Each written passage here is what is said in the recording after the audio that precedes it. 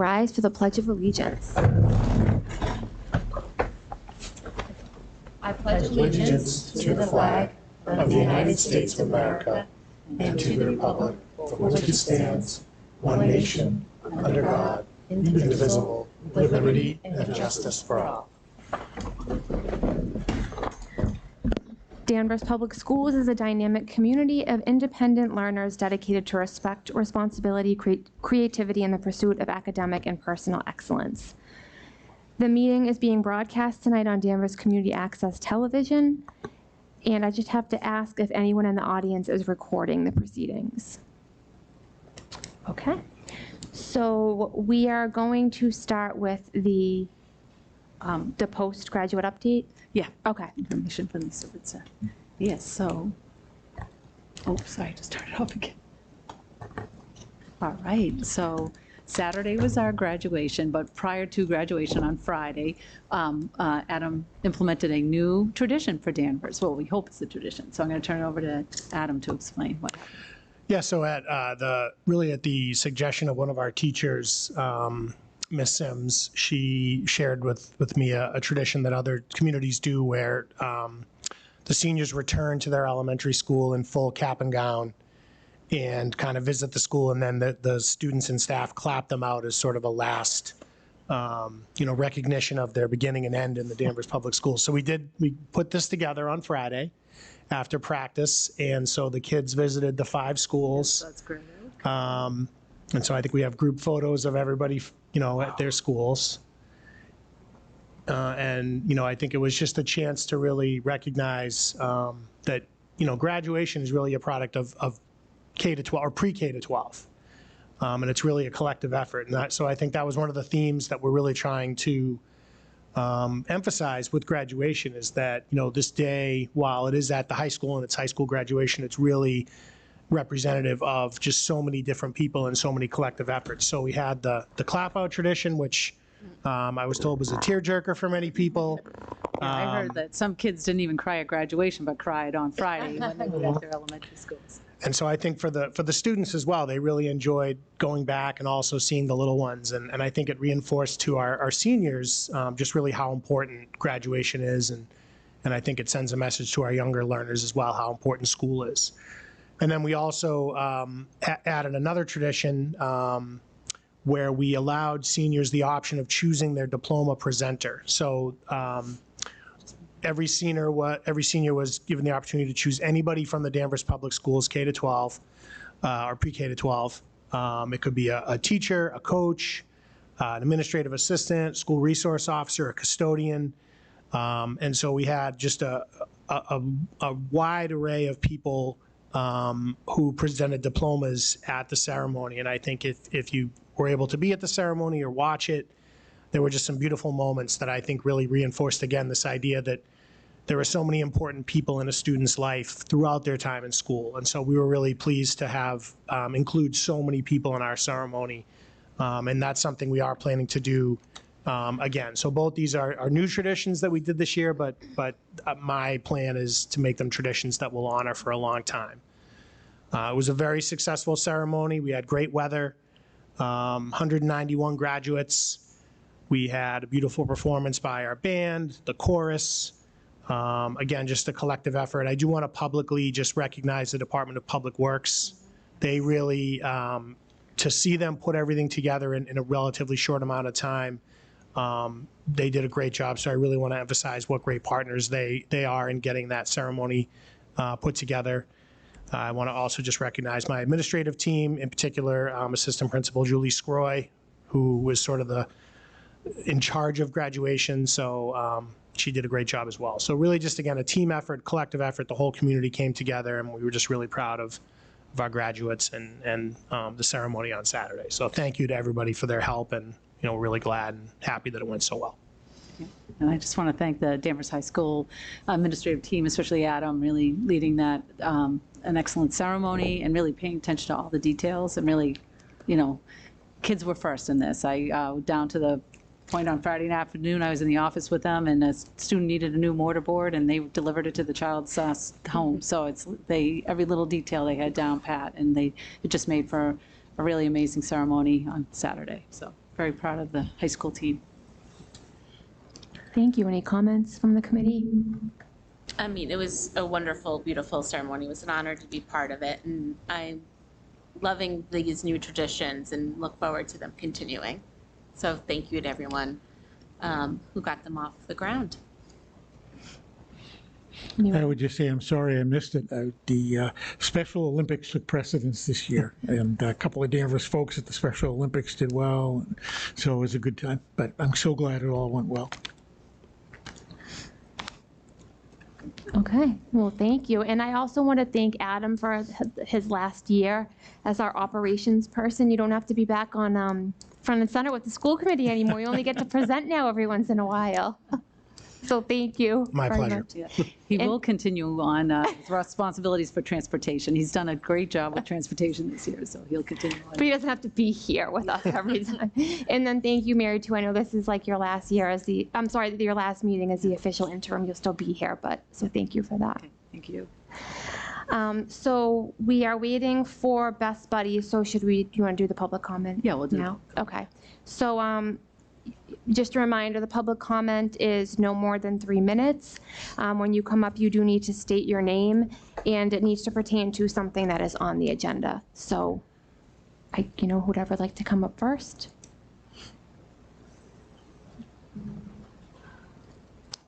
Yeah.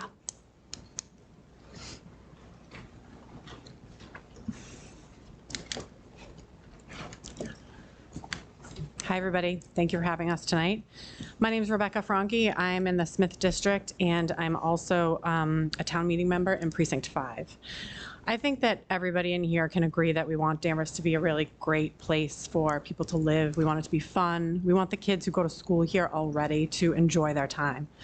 And so I'm often confused why we continue to chip away at things that make it such a great place. It sounds like there are multiple concerns regarding the current wellness policy that I would like to comment on today. The first is equity. Again, I can only speak to my experience at Smith, but at Smith School, if there's a flyer that comes home that requires monetary contribution, there's always a line that asks parents if they're in financial hardship to contact Ms. Powers, and arrangements are made for that child to participate if they can't afford to do so on their own. It seems like having a district policy related to equity would be a good thing, because I've heard through talking to other parents at other schools that doesn't always happen. Relative to space, and we have new schools in the district, we have older schools in the district, and maybe some can accommodate the frozen treats better than others. There's a lot of smart people on the stage here. There's a lot of smart people in the district. I think if we work together, we can come up with a solution for space. Regarding rules and regulations, I spoke to the USDA today. I spoke to DESI yesterday, Friday. My question to both of them was, are there rules and regulations in place right now that state that food fundraising is not permitted during school hours? And the answer that I received back was no. True that we cannot compete with the food that is served because of the food program, but I would argue that a frozen treat is not in competition with lunch being served. Again, at Smith, kids are required to get their lunch either at the cafeteria or the lunch that they brought from home, eat it, and then they're able to come up and have their slush. Regarding healthy behaviors, I mean, until we agree to change the menu and no longer offer things like pancakes and cheese quesadillas and mozzarella sticks at school, I'm not really sure that we can argue that frozen treats are unhealthy behaviors. So instead of blanketly saying no to all food fundraising at school, why don't we work together to come up with a solution that can work for everybody? A lot of these funds go towards funding cultural enrichment opportunities that are available at the school, and without the fundraising, the cultural enrichment opportunities will be jeopardized. When I'm not saving the world by slush and ice cream, I'm a project manager, and often my job is to find solutions when there isn't one readily available. What I find when you work hard enough is there's always a way. There's always a way to meet people halfway and find a reasonable solution that makes everybody happy. And so that's my request of the school committee, is to work with the wellness committee and revise the policy in a way that meets the needs of the school and the district, and also meets the needs of the kids and the families. Thank you. Thank you.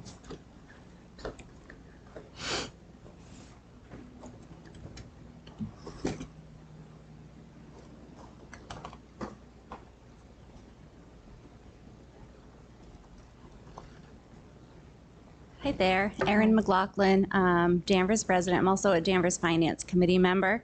I'm the co-president of Smith School PAC. Thanks for having us here, although I wish I wasn't. So tonight there's a scheduling conflict, and so that's probably why the audience is so low. We had so many parents that really wanted to come, but there's a spring concert, and they're not able to be here, so they did ask that we speak on their behalf. So everything that Rebecca had said, I agree with. I would like to add hot dogs, Fruit Loops, Velveeta cheese to the list of unhealthy food that's served.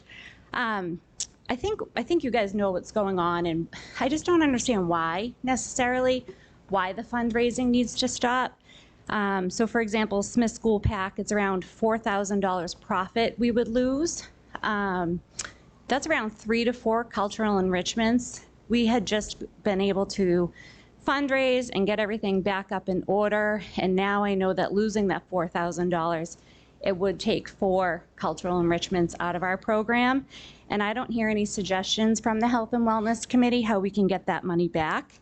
I also want to ask if there's a committee that's going to recommend taking something away, especially from students, come to us with a responsible replacement or a suggestion. It sounds to me when you come at it like this, you either want to punish the students, which you say you don't, but you're not offering a suggestion for a replacement, or you're trying to punish the schools who are able to make profit off of this.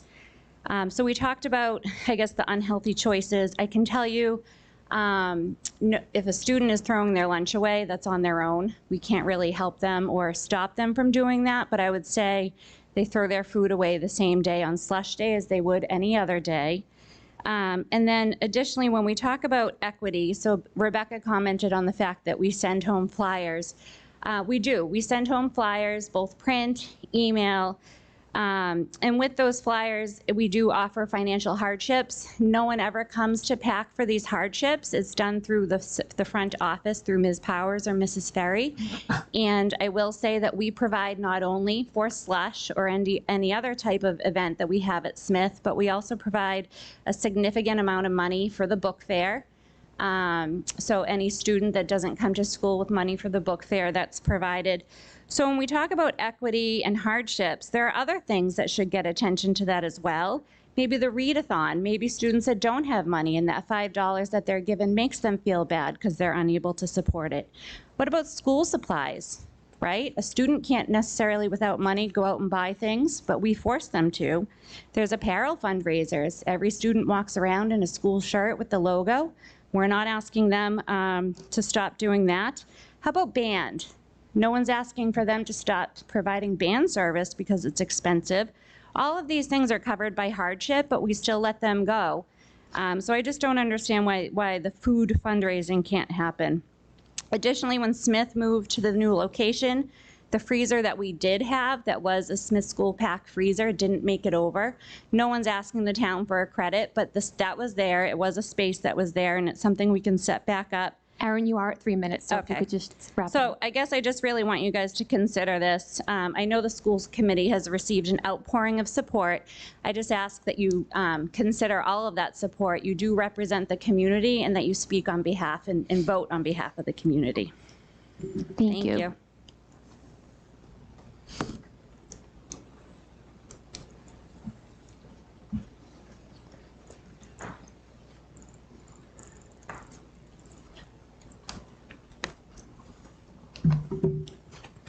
Hi, my name's Debbie DeMichael. I'm representing the Riverside School PAC, and I'm far less prepared than those two were, but I do co-sign everything they said. I'm here representing a lot of parents who wanted to be here and couldn't, and they just had a lot of questions. All of us have a lot of questions about the policy, about the changes, some of those questions. So some schools, such as the Riverside, rely on the ice cream as a fundraiser to support cultural enrichment. This is an optional fundraiser, but the PAC is there to ensure safety, so all allergy protocols are met, that parents can opt out, et cetera, as well as equity, that all the kids who can safely get a frozen treat will get one, regardless of whether they can afford to participate in the fundraiser. I'm, like the earlier two speakers, curious why we're taking away something so minor and enjoyable for kids, which has overwhelming support by the parents who are funding it. Don't we as a school district have bigger fish to fry? Other questions that people had, is it about the fact that it's a fundraiser, or is it about banning frozen treats in general? There's just confusion, we're not sure. Is the committee who's creating these rules willing to share nutritional information for school menu items, some of which were already cited, but maple syrup, sugary cereals, pancakes, hot dogs, etc. And if you want to quote the guidelines for this frozen treat ban, can we, show the nutritional information for all of that and prove that we're actually falling outside of those guidelines? And I echo the two earlier women who spoke and just say, what solutions do you have? And yes, you represent the community, and so I'm just here to be a voice of our community and say we don't like this. Thank you. Thank you. Anyone else?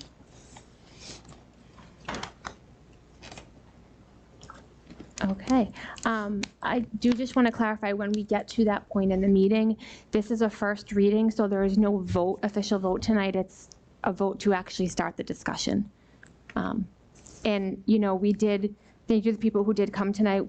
I can speak for myself. I did receive dozens and dozens and dozens of emails already about this. So, all right. Ready? Yep. Yeah, okay. I see Sally and Joan out in the audience, Okay. so we would like them to come up. All right. Great. Oh, yeah, the buddies here Oh, the too. Do best you want the buddies, buddies high school first? teach- Okay, let's do that then. Okay. Let's go so we can do the Best Buddies program. All right, so the Best Buddies program can come up, and field day students. Sorry, much.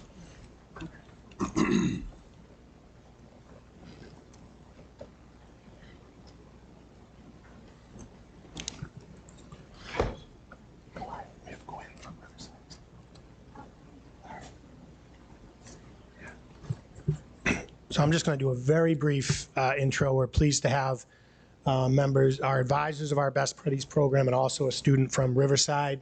One thing that we've really tried to do this year, and I think really it was a product of some of our school committee meetings, was expanding Best Buddies and opportunities for lots of kids to interact beyond the individual schools. So we created some opportunities this year where our high school students were able to go to the elementary schools and vice versa. They also came to us. And so they're going to sort of highlight that tonight. So I'll leave it up to these folks to talk about the program this year. Hi, I'm Emily Gonsalves. I'm one of the social workers at the high school, and I co-advise Best Buddies with Max. Max Danvers, special education teacher at the high school in our transition program, and co-advisor for the group with Emily here. So just a little bit about sort of how we came into existence here. We've been around for about over 5 years at the high school, and we'll talk a little bit more about the structure and what the group looks like. And of course, our mission here is promoting inclusion, trying to facilitate friendships amongst any student throughout the high school. So the structure of the Best Buddies program, we have student officers. These are our incoming student officers for the upcoming year. And then we have associate members. Those are students who participate in Best Buddies. They come to the events. We have one-to-one friendships. Those are students who sign up to be paired with a buddy, and their responsibility and what they do is they really work on forming friendships with students, and they connect weekly at least. That can be in school, it can be out of school. And then the student officers, they plan and they facilitate monthly group events and fundraisers. And then we also this year have added in some collaborations with, oh sorry, that wasn't that. But we also do collaborations with other local chapters. So our one-to-ones are sort of the meat and potatoes of our group here. Students will hang out just as organic as a regular friendship, and they'll plan to go to the mall, go to the movies, grab an ice cream, So this is really sort of our focus, helping facilitate these connections and watch them grow. So we just put together some of a slideshow of some of the things that we have done this year. And some might be from last year too, but we often have game nights, so the students will come to the school after school has ended and we'll, play Wii, or we'll do karaoke, Dance Revolution's usually a hit, board games, anything they want to do. Sometimes we'll do some events during school. Right here is our cookie making event that we did. It's close to Halloween time. Yeah, everybody had a blast. We put on a St. Patrick's Day dance party. Last year was the first year that we did that, and we did it again this year. Triton's Best Buddy chapter joined us. It was a lot of fun. So some great photos here from our annual Halloween party with our friends over in Beverly. Beverly runs this as a fundraiser. We run the St. Patrick's Day as a fundraiser as well, so it helps us to earn funds for the group, and the kids have a great time as well. And then this year we went over to Riverside and we did a recess with them. We went over during one of their recess times and we just hung out with them. The kids played Duck Duck Goose, as you can see. That's what the circle is for. They played basketball. They chased each other. It was so much fun. Hi, Sarah Fitzgerald, Riverside principal. I just need to mention that the recess time was such a hit that they came in, the students talking about it, and they were like, wait till the other grades get to do it. And this was first and second grade recess, but it was a huge hit. They loved it. So we were excited to have another opportunity shortly after to work with Best Buddies. So this was the field day that we put on recently. Was it last week, 2 weeks ago? So we invited the Riverside program to come on out and go through a field day with us. We had a whole bunch of high school volunteers out there in addition to our usual members in our group. Each of the kids at Riverside brought a buddy along with them, and it was a great day. Finished with some ice pops. Quinn, maybe you can speak to it. Yeah. This is Quinn McCarter, fifth grader at Riverside. I was selected by another fifth grader to go to the Best Buddies event. I felt that everyone was really included in all the activities that we did, and the high schoolers made sure of it. And the activities were things that everybody was able to do, like throwing footballs through hoops, playing soccer, and doing cheerleading. My partner, she loved her time at the event, and on the way home, on the way back to Riverside, there was only smiles on the bus, and everybody enjoyed the whole experience. And I feel like this field day should keep on going on, because I do want some more kids to have the same joy that everybody else did on this day. That's awesome to hear that it was so impactful. We did invite other elementary schools too, but there were a lot of field days. Yeah. So it was hard to coordinate a day that worked for everyone. So this is a list of some of the events we've done in the past as well. So in addition to sort of like our in-house events, we also participate in some of the Best Buddies International Organization sponsored events. They have an annual walk. We've done that before in Charlestown. Sadly, we do not do the Tom Brady game anymore for obvious reasons, but everybody really enjoyed that. Friendsgiving is something that we hosted here at Danvers High this year. We invited a whole bunch of different local chapters from other schools on the North Shore, and that was a great day. We were in the Vine, and everybody had a lot of fun. We did the Valentine's Day swap in class. Everyone made different Valentine's Day bags and put treats in each other's bags. We do a car wash. We've done that for a few years now over the summertime. I'm with the transition program through the summer, and car wash is a great activity for us to work on planning and purchasing practice and just go through the whole executive functioning of putting it together. Our Best Buddies officers come in and collaborate with us and make it happen. We've done Christmas ornament decorating. We did a used jewelry sale. That's going back a few years. We'd love to try and bring that back again. That was a big hit. And of course, we've gone bowling plenty of times as well. Thank you. Any comments from the committee? You want to start with Alice? Yeah, I mean, this is a great program. It's so wonderful to see it actually being brought to life. And Quinn, I think it's awesome that you were a friend that got to go experience the field day. Is there, I mean, and I know you're both at the high school, but it would be great to see this program even expanded into like the middle school and start getting them include, even if it's just the 8th graders. Like, so when those 8th graders transition to the high school, they can kind of pick up, right, and kind of help with that. But it would be great to see this kind of even brought down a little bit down to the middle school. Actually, level. the middle school has a Shine program, so they start to do similar to that, but it's all stemming from like the Best Buddies program, the strong program that we have at the high school. So the word got out and it kind of filtered down to the got levels. it. So and then they were able to bring it to Riverside as well. So we've been just really happy with all that outreach they've been doing. Yeah, no, it's a fantastic program, and thank you for all your effort behind it. Eric? Yeah, first of all, it's good to see you guys again. Two things I would say that I have noticed, just experiences with the Best Buddies. One is that over the course of the summer, even when some of the Best Buddies have already graduated and gone off to a year of college, every so often Sky or Piper will get a call, or both of them, from one of the Best Buddies who takes them out for an ice cream. And these are students who aren't even, or to mini golf or something. So they've stayed engaged with the students they met. The other thing is that over the weekend at the Special Olympics, we bumped into one or two folks who were the buddies. And recognized Sky or Piper and said hello, or some of the other kids from Danvers.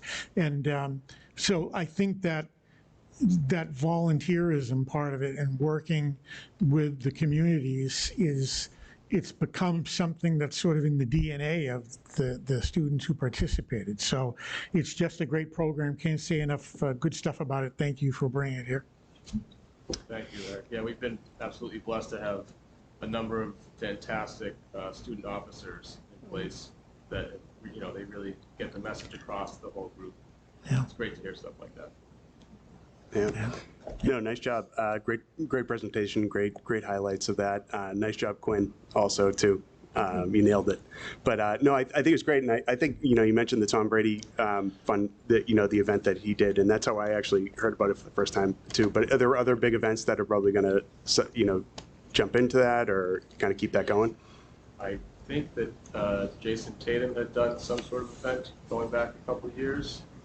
I would imagine somebody will pick something up. Yeah. No, it's just great to get the word out a little bit more. But hats off to you guys. You're doing a great job with that. At Celtics. The Celtics do a Best Buddies night as well. Yes. That's yeah. cool.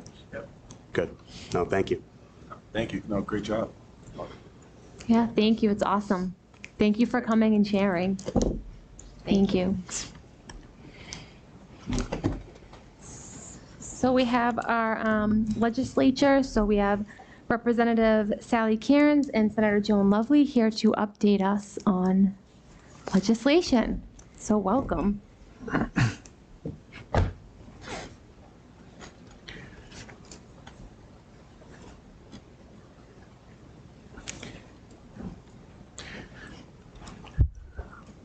If I may, Madam Chair, this is becoming what we hope is at least an annual event, and we know you're both very busy. We're so glad you could take the time to be with us tonight and share with us what's happening on Beacon Hill that is of interest to us and take questions from us. So we really appreciate it.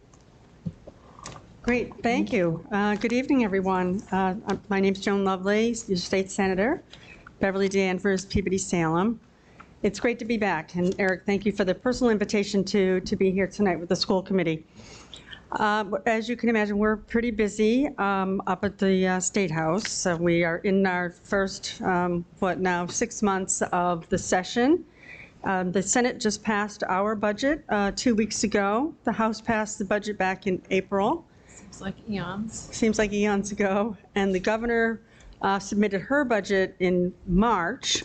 Normally, we receive a governor's budget in January, but because it's a new administration, can you imagine taking office the first week in January, having a budget 3 weeks later? Just not possible. So the governor has a little more time. So those 3 budgets actually are now in conference committee, where they're being reconciled by 3 members of the House and 3 members of the Senate. Neither the rep or I are on that conference committee, but those conferees are working very hard to settle that budget. By Constitution, we have to have a balanced budget by June 30th. And so we are anticipating seeing a settled budget in the next 2 weeks. If that does not happen, here in Massachusetts, we exercise what we do is a 1/12 budget, which is also constitutional. And so if we don't have a balanced budget by July 1st, we will pass a 1/12 budget, which is based on, not to get too technical, but based on last year's, the current fiscal year, so which will be the last fiscal year, July 1st. And that gives that conference committee a little more time. But we're not hearing that there's going to be any holdup, so we're anticipating seeing a budget shortly. And I know that we worked closely with the community of Danvers to be able to, especially with the school aid and funding, which has been a little challenging going into this next fiscal year, especially for circuit breaker, which we can share with you as well.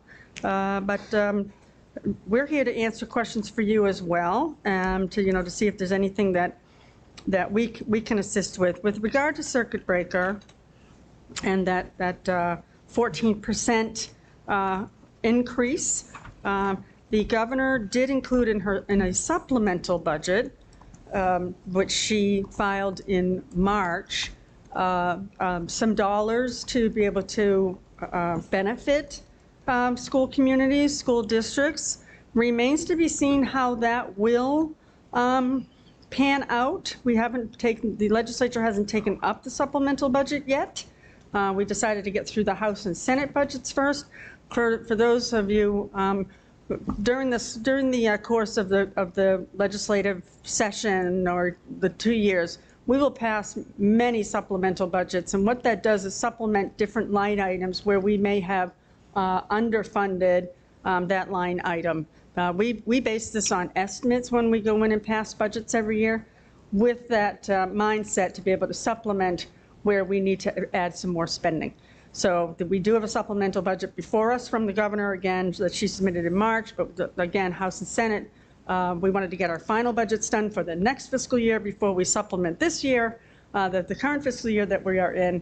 And so we will be waiting to be able to do that next. Actually, the Senate is taking up a tax reform proposal on Thursday. The House did theirs 2 weeks ago. In the budget. Oh, yes, with your budget. That's right. We didn't do it that way in the Senate. And the governor submitted a tax reform proposal as well. You're probably seeing a little bit of that on the news. And so that will also go into conference committee to be settled. Lots of layers to putting legislation and budgets together. So back to that 14%, there is a proposal in the governor's budget, but it may not benefit every community. So once that supplemental budget comes before us and there's an amendment opportunity, we're able to amend that process to include more communities like Danvers, like Peabody, like Beverly, like Salem. It's really for communities that are really struggling, although I would say that every community with a 14% increase, and this is acknowledged by the Joint Committee on Education, is struggling with what those numbers look like. Sorry if I'm talking in circles. I hope I'm not. I'm going to turn it over to the rep to add anything that I might have missed. Thank you, Representative. Thank you, Senator. Good evening. Good evening, everyone. Good evening, Acting Superintendent Wormers for a little bit longer. Hello, Principal Adam Federico, Robin, Alice, Eric, Josh, Gabe. Hello, parents. Haven't been to the school committee in a really long time, so it's nice to see everyone. Thank you for the invitation, Eric, to come and kind of share a little bit. You know, as the senator said, we're in this process now where the rubber really does meet the road, and those conferees are going to meet and hammer things out. On the OSD increase, I know I was very disappointed. I know several legislators were very disappointed. The reply that we got was, hey, I don't know about your districts, but there are several with unspent ESSER funds. So the thinking is that those communities with ESSER money, which was the, educational student ESSER money during COVID, and this was all funding that came about as a result of the pandemic, that they wanted to make sure those funds got used up. Now, I will say the smaller communities, and I now have, I have a medium community, which is us, Danvers, and then I also have 3 smaller communities, and they are really struggling. So I have no doubt that this is on people's radar, and whether we do it, as Senator Lovely said, in this SUP, or we'll see what comes out in the conference report. But this is not a kind of offhand, casual, oh, we can't fix that. I think people know about it. So there's that. Congratulations to all of you on coming through what it felt to me was like a really exceptionally positive budget year in our town, especially for the schools. So that came across. In terms of other action in the budget, related to schools, I think everyone is elated with the free universal school meals, which for all schools, which will save, the number I heard is that the average family will save $1,200 or 112, it's more than 112, $1,200 a year per family. When you think about how much money that is to a family, and of course the stigma that is removed when everyone is having lunch, everyone is eating. So I think that's a wonderful thing. Also wanted to just highlight the transportation costs. We understand, pushing on that as well. The House did, let's see, $108 million for regional school transportation, which is a big increase and a 100% reimbursement rate. There's been a tremendous effort, and I know from when we did the Ways and Means hearing at UMass Amherst with Secretary Riley and others, it was really remarkable to listen to what rural communities contend with, rural school committees, where they are laying off teachers. We had kids coming, appealing to us to recognize the unique challenges of a rural community. So I'm happy that the House budget recognized that, I'm sure, too, on the Senate side.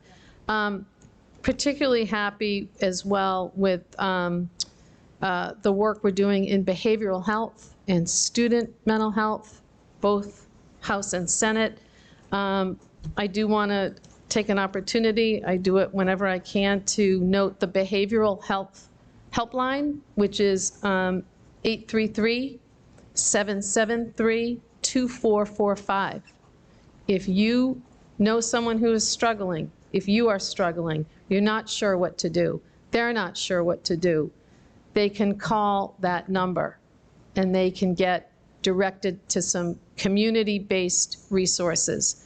We have a provider right here in Danvers, Elliott, which is a good resource to have. So, and I know for students in particular, and there is one student I must shout out. I had the great, good fortune and pleasure of hosting Dan Molina in my office as an intern, and he was terrific. He was excellent. He soaked it up. Did they tell me how many briefings? We had this kid going to every briefing they were offering. We're like, Dan, that's you. And so it was, it was a wonderful way to learn. And he enjoyed it. He was appreciative. Where is it here? And he's off to, let's see, he's off to UMass Amherst. Anyway, I cannot say enough good about the, and Adam, of course, they had the internship fair and that was really fun.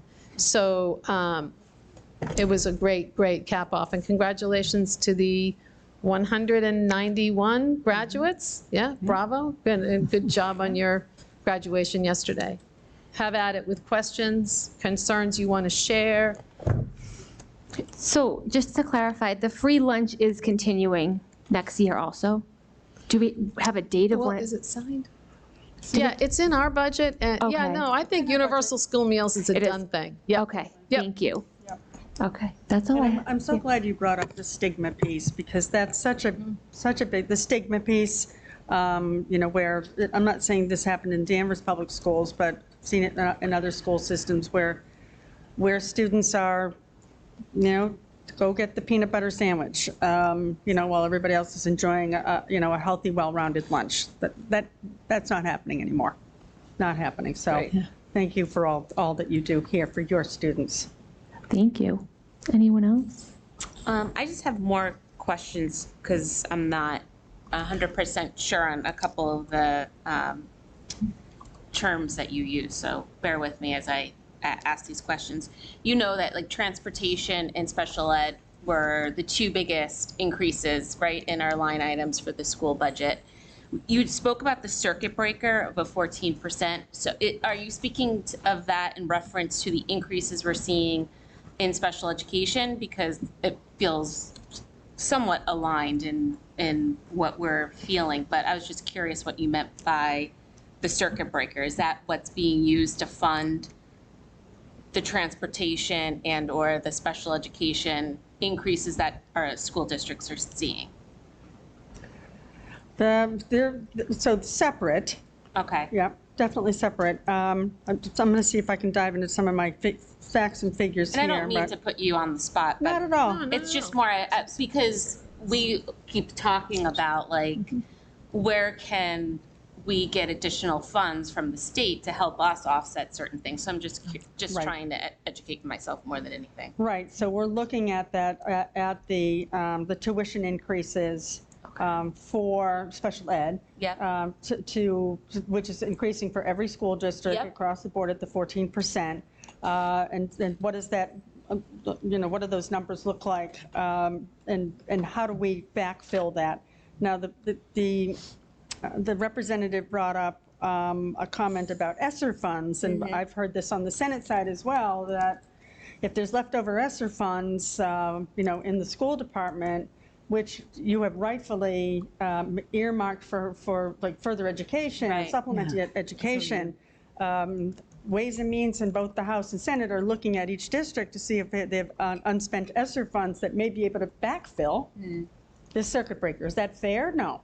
Yeah, We've actually what we have said- actually have done is we've spread it out over the 3 years of ESSER, so we know that next school year is the last one. So 3 years ago, we planned to space out our money, our funds, so that we could Right. continue, because we had people, we have personnel on that, on So ESSER. then are we saying that could go away? Well, if they're saying that we should be using that money to spend, then we're We're going to not have to. saying you should use that money. I just want to be clear on that. But Yeah. it's been brought up, and so I just Right. want to be clear that it's Yeah. been mentioned in both the House and the Senate in Ways and Means of what our communities still have that are unspent for ESSER. We know you've earmarked it. Yeah, I've had this yeah, exactly, yeah. communication We're with done. with other districts in the Senate district. So we're pushing back and saying, no, Yeah. that's not, we have to come up with those dollars elsewhere. And every of the 351 cities and towns and almost, was it 340 school districts, I believe it is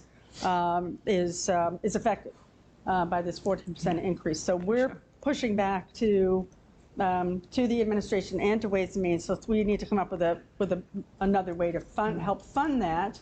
Are we spreading it out? Are we putting a pause on it? We've actually have talked in the Senate side and in the House to pause that 14% increase. But those decisions haven't been made yet. So just being very upfront and honest with you tonight, that these conversations are still ongoing. Don't have an answer yet. Happy to come back when we do, but we don't have that answer yet. Well, yeah, because I think we're nervous as a school committee, like the ESSER funds has funded, for lack of a better word, programs that we want to continue or, positions we want to continue. So I don't know. Yeah. I think we're thinking what's going to happen when ESSER funds are gone, Well, too, right? Right, and, yeah, and Be those are. assured that both the Association of School Committees and, we have relationships. Mary and I Yeah. talk from time to time. I talk with my superintendents. So there is a real awareness. We're not unique in that, budget projections are based on what we have now, what we expect to have. So I know it's difficult. As the senator said, we're not the ones in particular, but we are advocating and saying, I need you to know and I need you to understand that from my town, this is translating into a real problem. And Mary has done amazing work to get this district positioned to get through this. And I think I'm correct. Eric, you can correct me if I'm wrong, but the town budget fairly well recognized the difficulties that are at work here. Yeah. Yeah. And just to clarify, we already, with the town manager and other committees, we're starting already budget talks for fiscal year 2025, so that we do have everything fully funded in what we can do. Yeah. So, and I don't know, Senator, if you know about that, but. They were very generous Yeah. with us with the free Yeah. cash to help Right. us out of the problem that we Yeah. experienced this year. So, but that, helping Yeah. us fund a stabilization fund to use instead of having to Yeah. go to the town for free cash. So Yeah. we still need support as well. Yeah. And, Thank you. yeah. My only other question, and I would just kind of hear a little bit more elaboration on it. You mentioned the student mental health, and I appreciate the shout out that you provided, Sally, as well with the phone number. Could you talk a little bit more about the programs, or, are we taking advantage of everything that is available to us as a district that the state is offering? Is there anything you can share with us more about the student mental health piece that you mentioned? So my preference would be, and I keep going back to this conversation where we met with the school nurses, and to a person, they said, we need more counselors. We need counselors in our classrooms. We need them in every elementary school. Please, we need more. So my preference would have been that the state would have said, here you go, everybody hire more classroom or school-based counselors.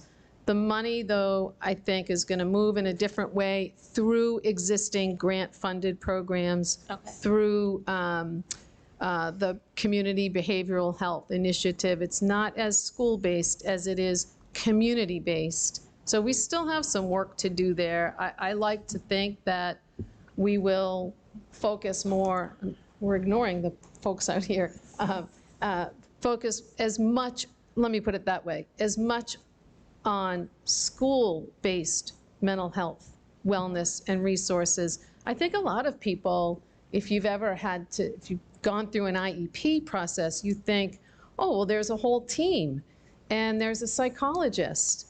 Well, I didn't know that the psychologist is doing testing.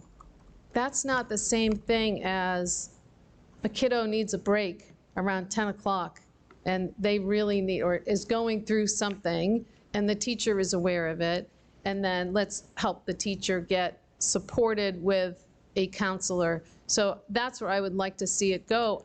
I am sure, given Mary Wormers and how she works, that we are taking advantage of every single possible. You mentioned Elliot. We use Elliot Crisis, when we need help with a student that really is having more difficulty than we could provide with our social workers. We're also looking into a program called Cartwheel, it provides online mental health services. Salem Public Schools has used that. And we're going to use our ESSER funds to support that next year. It provides counseling for up to 100 kids online, and then wraparound services for our youngest learners, because obviously, K-2, you're not going to have them online getting therapy because they're very young, but providing families with therapy so that they can help their young children. So we're hoping that that's going to help relieve our social workers do see a lot of students and need extra help, like you said, and we in fact put in, we showed the select board and the FinCom and what we needed in the budget that we didn't fund, and one of that was that counselor that you talk about, like a psychologist or a clinical social worker that could do the heavier lifting, the heavier counseling that sometimes the social workers can't do, and that was not in the budget. So we're looking for other ways to do that, and that's why we're looking into that cartwheel program. Salem Public Schools piloted, and they actually bought extra licenses from it, so we really kind of got the idea from them because they were having good success with it. So, Thank you both for being here. Great. Thank you. Eric. Yes.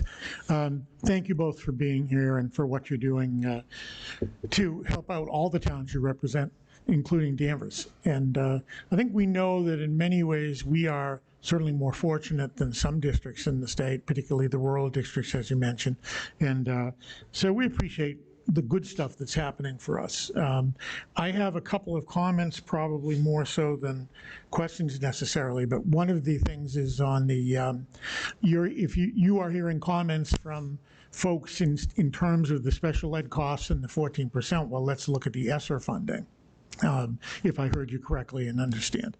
It's funny, there was an article in the Globe, I want to say Friday, could have been Saturday, where the Federal Department of Education is expressing concern about the fact that ESSER funds were supposed to be used in particular to help students who fell behind during the COVID situation to catch up. They really were intended for a very specific purpose. So I think oftentimes in government we try and look at a particular pile of money and put it all together and say, well, we can use it for this, that, and anything. But for those folks who you encounter who say, hey, use the ESSER funds for the special education, that's really, for outplacement, that's really not what they were intended for. They're intended for a different purpose. And I tend to think that we should try and use the money for what it was intended. It's a lot of funding. It can help our students here, but it wasn't intended necessarily for outplacement. The other comment, I think, is on the mental health. And again, I don't think I'm saying anything that the two of you haven't thought about, but I think it's important to give schools and give us more resources, provide more resources for us to help deal with the students who are in our system and provide whatever counseling and services we can provide.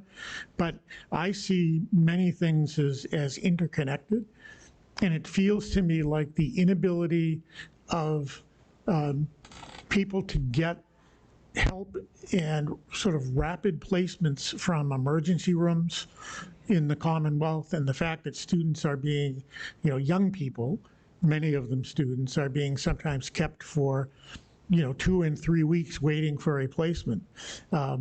It's all connected because those students are going to come back to school at some point. And so we have our learning center, I'm using the wrong word for it, Mary, at the high school. Yes. Therapeutic folks. Therapeutic TLC, learning. Yep.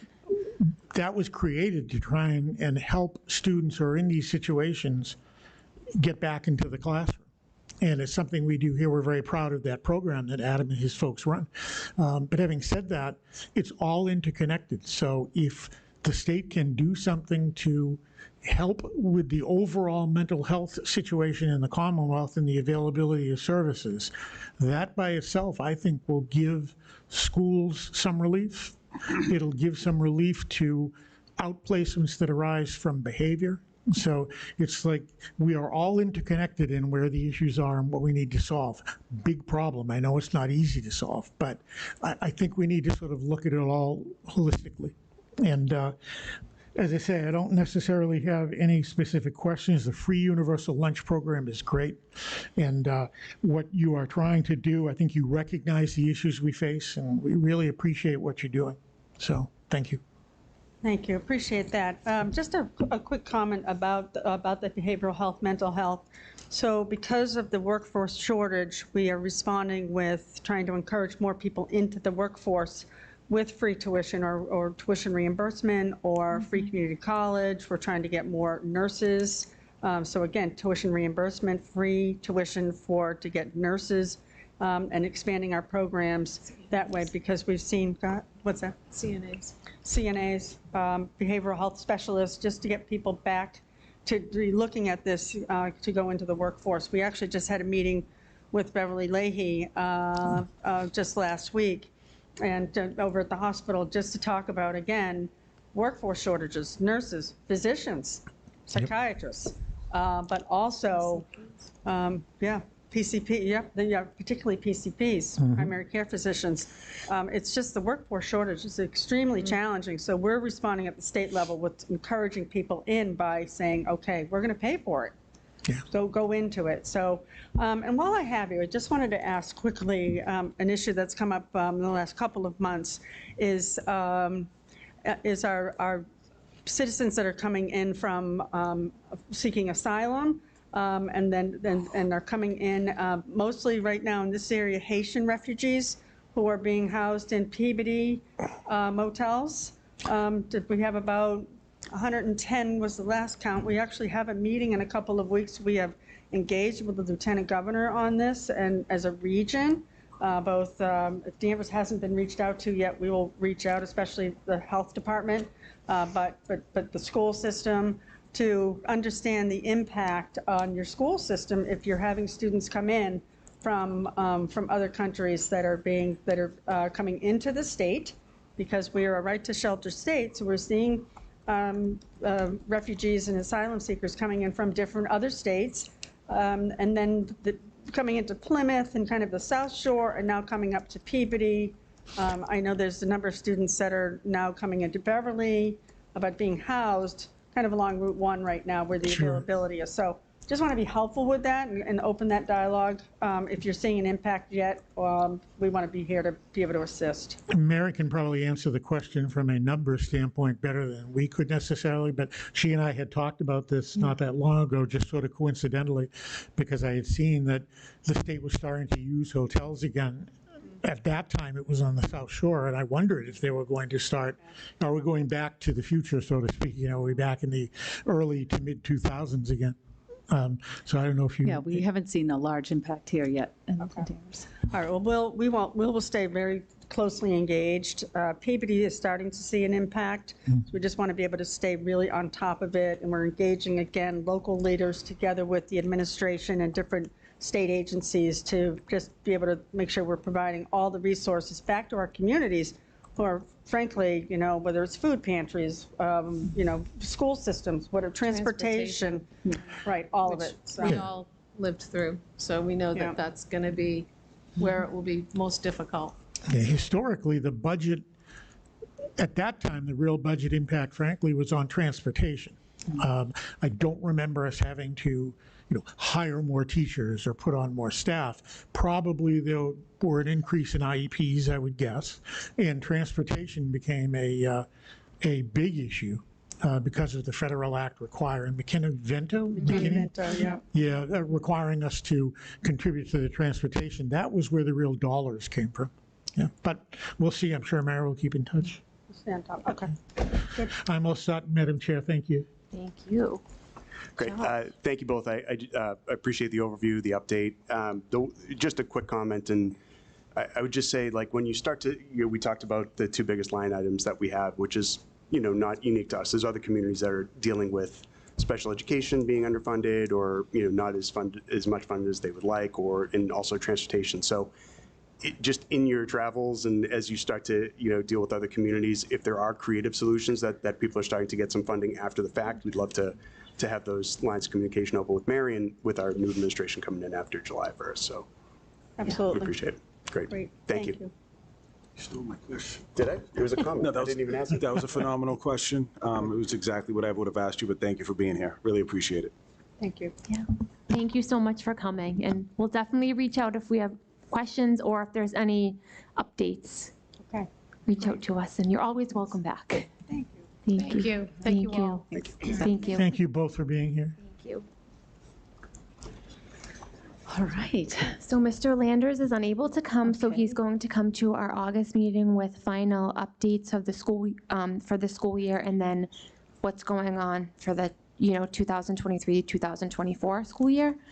So, he apologized for the last minute. He will definitely be at the next one, he said. Okay, great. Yeah. So our I next. hate to cut you off with that. Yeah, no, the next item of information from the superintendent is an elementary reading update. So we have a team of people here led by Julie Posternak.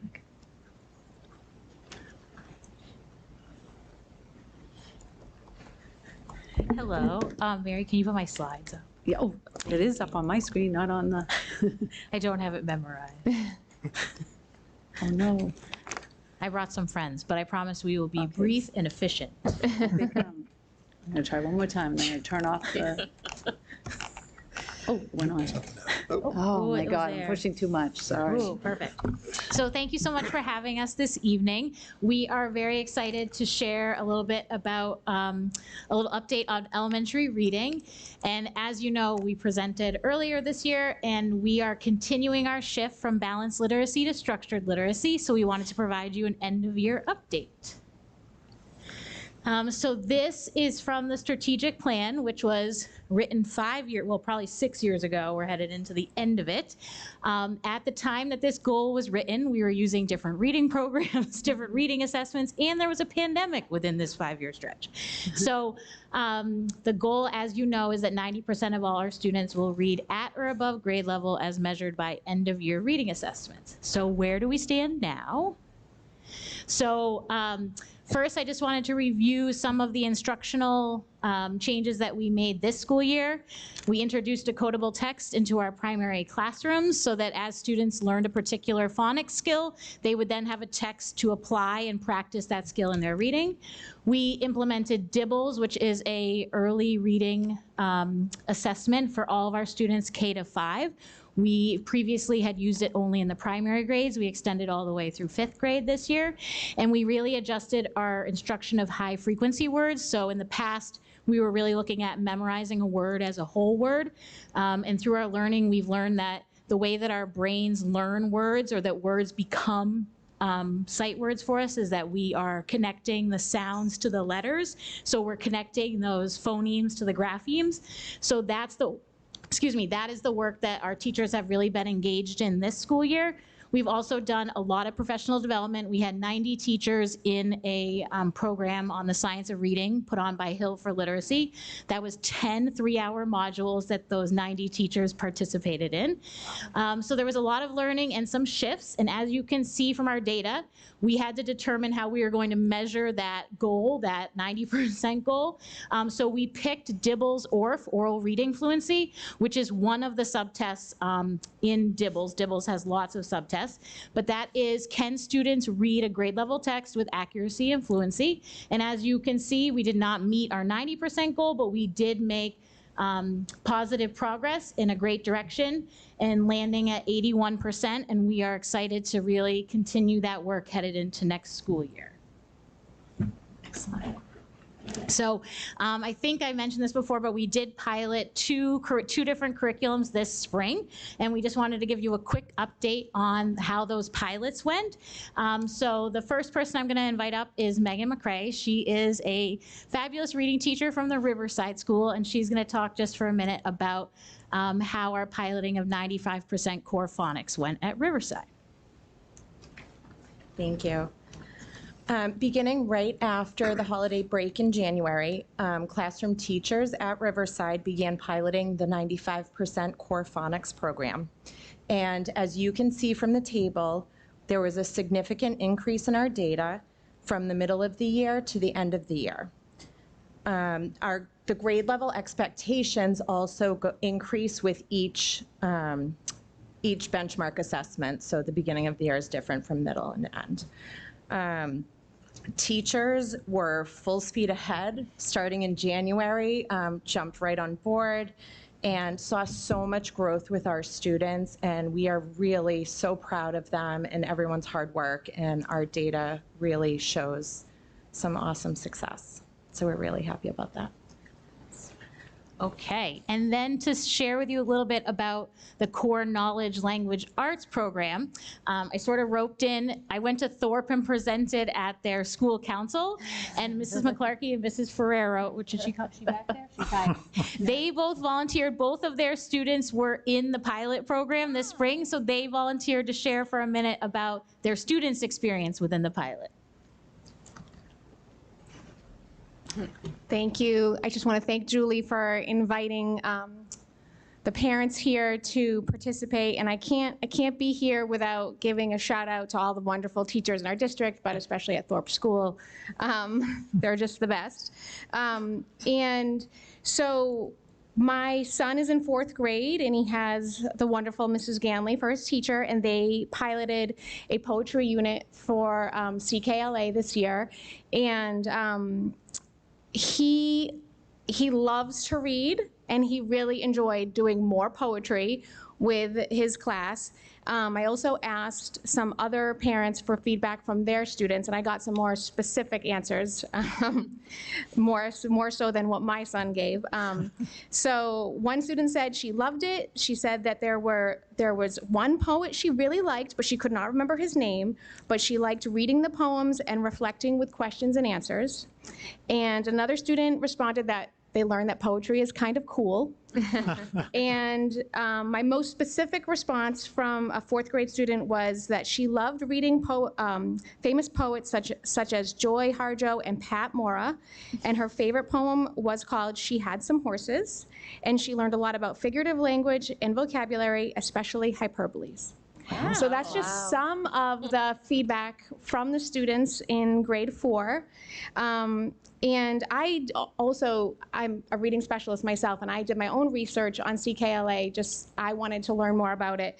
And when I was looking into it, first of all, it's a very well-known, renowned curriculum that a lot of school districts are using now. So it has reading, writing, and spelling components. It offers whole group, small group, and partner work options so that the teachers can differentiate for student needs in the classroom. It's a research-based approach that's based on the science of reading, which is what everybody wants right now, and that's what everybody should want.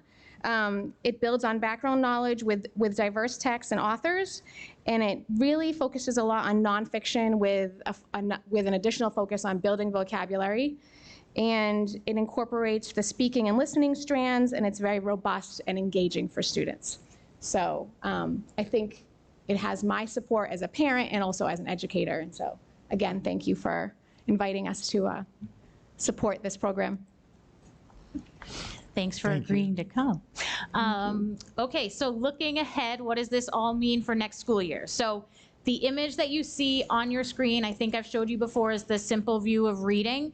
And the idea behind this is that students need both word recognition and language comprehension in order to have reading comprehension. So the word recognition piece is the phonological awareness, phonics, fluency that you see there. So they have to be able to decode the words in front of them. But that's not enough. I could be a very strong decoder and still have no idea what I just read.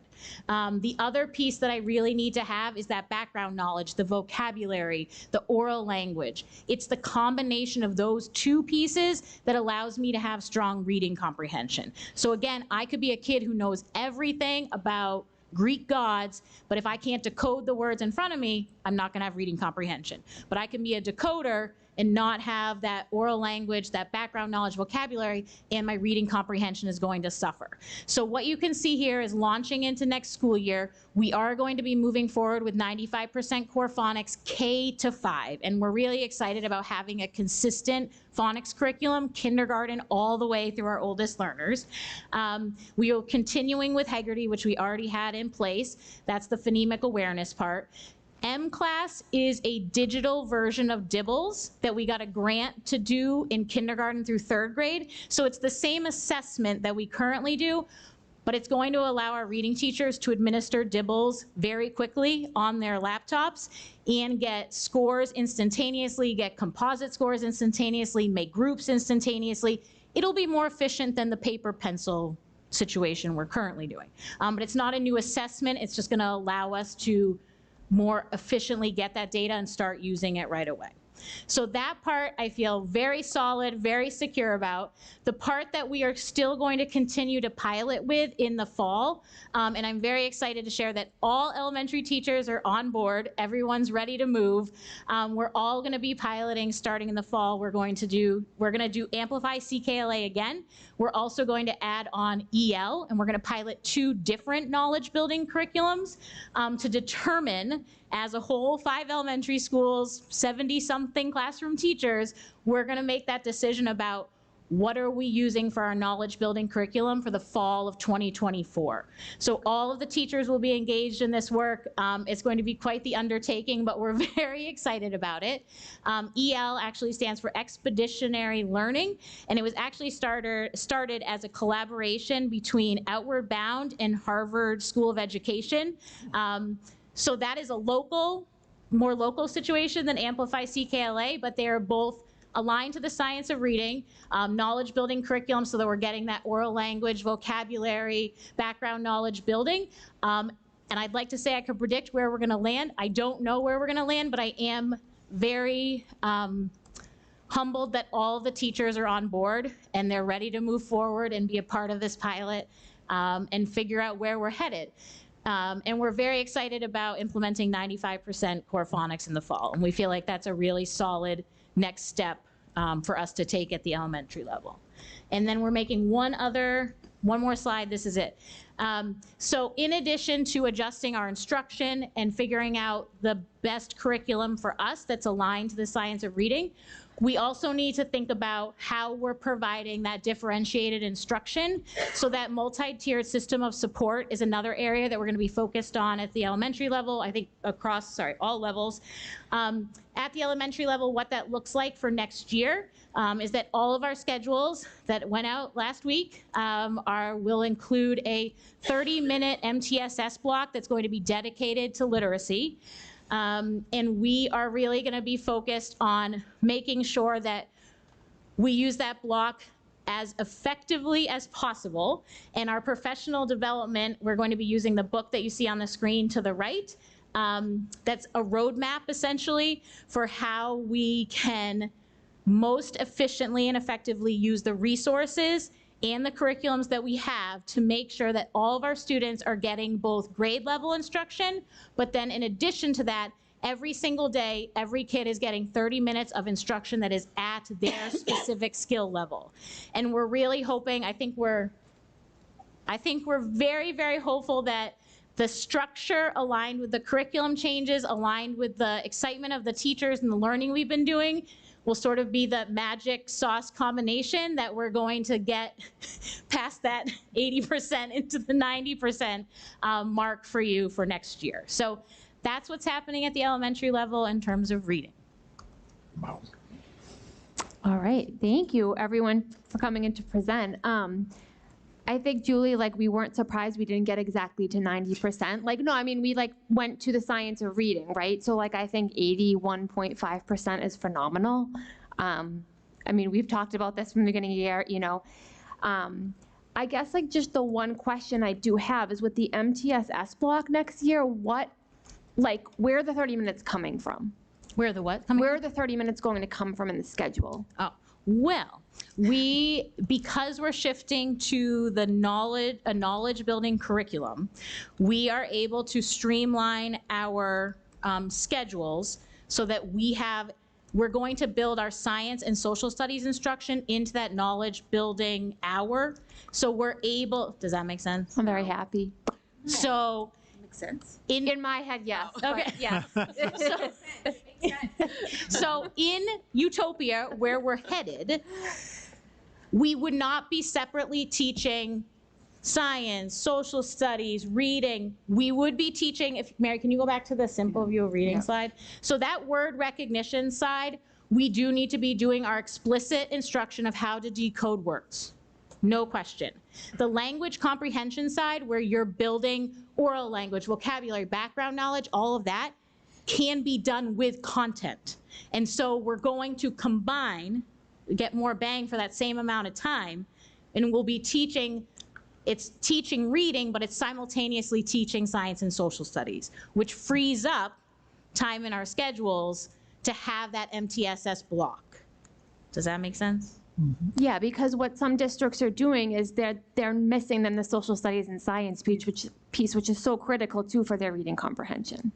So that makes me happy. I was nervous you were going to say we're pulling it away. Nope. That's why I asked. So what are they currently getting for science and social studies? They're currently getting, they alternate between I'm in a science unit, I'm a social studies unit. And so we're going to start by doing an EL unit and a CKLA unit, and then we're going to build the rest of the year around, essentially, I don't have the full math yet. It also depends on how the fall goes. But essentially, I'm going to make sure that from January to June, each grade level has a path for that knowledge block of time that includes, say the teachers decide we're going with EL. That curriculum can be printed online for free. Now, that will be a printing job situation, but we can access this in some manners that don't cost money. So what I'm going to be doing is sort of hodgepodging January through June with either an additional EL unit or an additional CKLA unit, some of the science units that we already have, some of the social study units that we already have, to make sure that we're hitting all the content we need to within that knowledge block between January and June. Can I ask a question? And correct me if I'm wrong. Science MCAS starts in 5th grade? Correct. And we were really low the last time. So what I'm hearing, and I could just be because I'm not as close to the curriculum as you are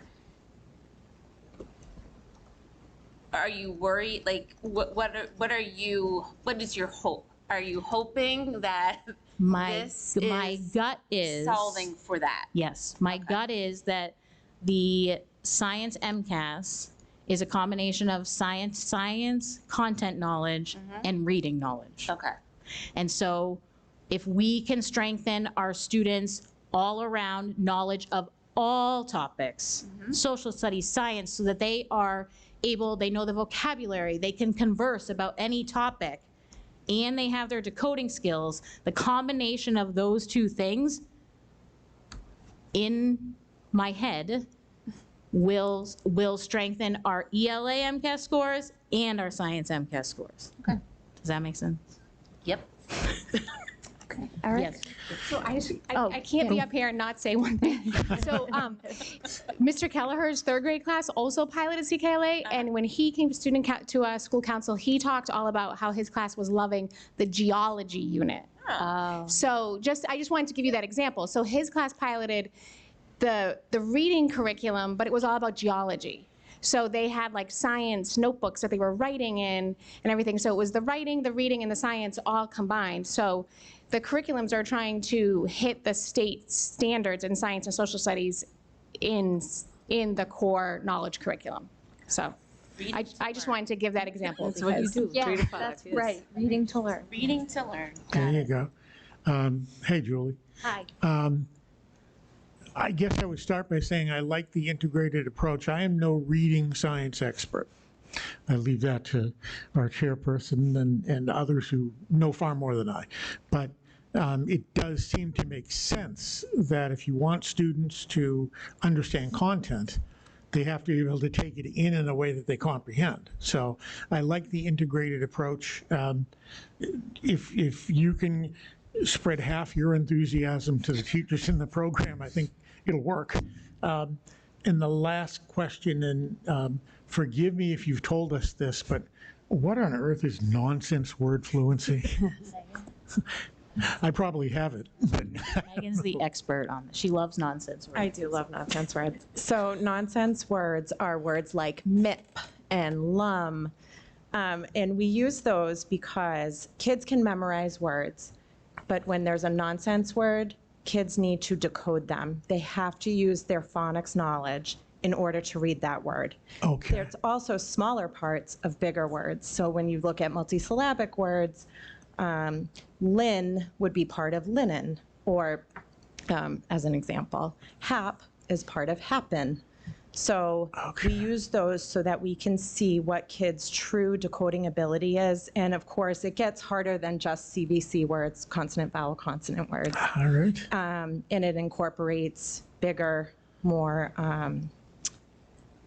now I can't think of the word. But it incorporates different skills. It incorporates vowel teams like AI. So the skills get more difficult, and kids have to use what they know and what they've been taught about phonics in order to read them. So it gives us a true indicator of whether they can read the words and apply it to a real text. All right, that sounds gnarly. Thank you. Okay. Josh. Yeah, no, thank you for the presentation. I just a couple of quick comments. I think it's well thought out plan. I'm looking forward to seeing the results, and it's good to see that you're thinking ahead to like launching in fall 2024.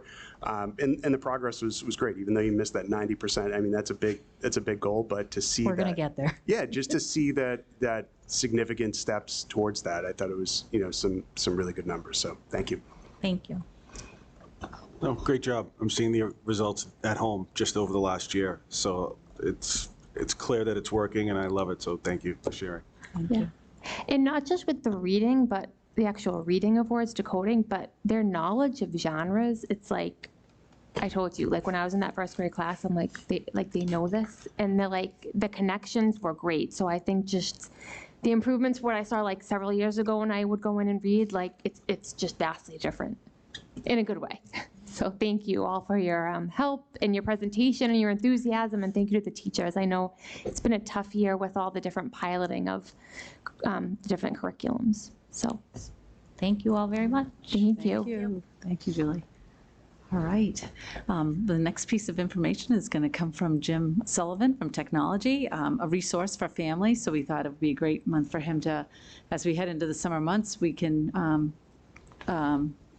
talk to parents about what's available to them over the summer. And we'll also send this information home on the update, the superintendent's update, and then also on the school newsletters. Good evening, everybody. Jim Sullivan, Director of Technology. Excited to be here to announce a couple of new resources that we're launching, I guess as of tonight, that are going to be available for parents and for families around online safety. The first one that you see here is actually launched. We just added it under the resources page on our website as well, but this is a online safety hub that was put together in collaboration with our internet content filter company, Linewise. They have a group of online safety experts that consist of police officers, psychologists, retired teachers, senior teachers, a whole wealth of experts that have information around online safety. And they've put together a lot of different resources that are here that we can share with our families as as point of reference for a lot of information. Up at the top, there's a few different categories. You can see, Mary, if you don't mind scrolling to parent advice. You can see under here, and if you click on TikTok, these are actually articles that they've put together that are a wealth of information around all these different apps and frankly hot topics that are available out on the internet. So this is a guide that's put together on everything and anything you would need to know about TikTok as a parent or even as a student.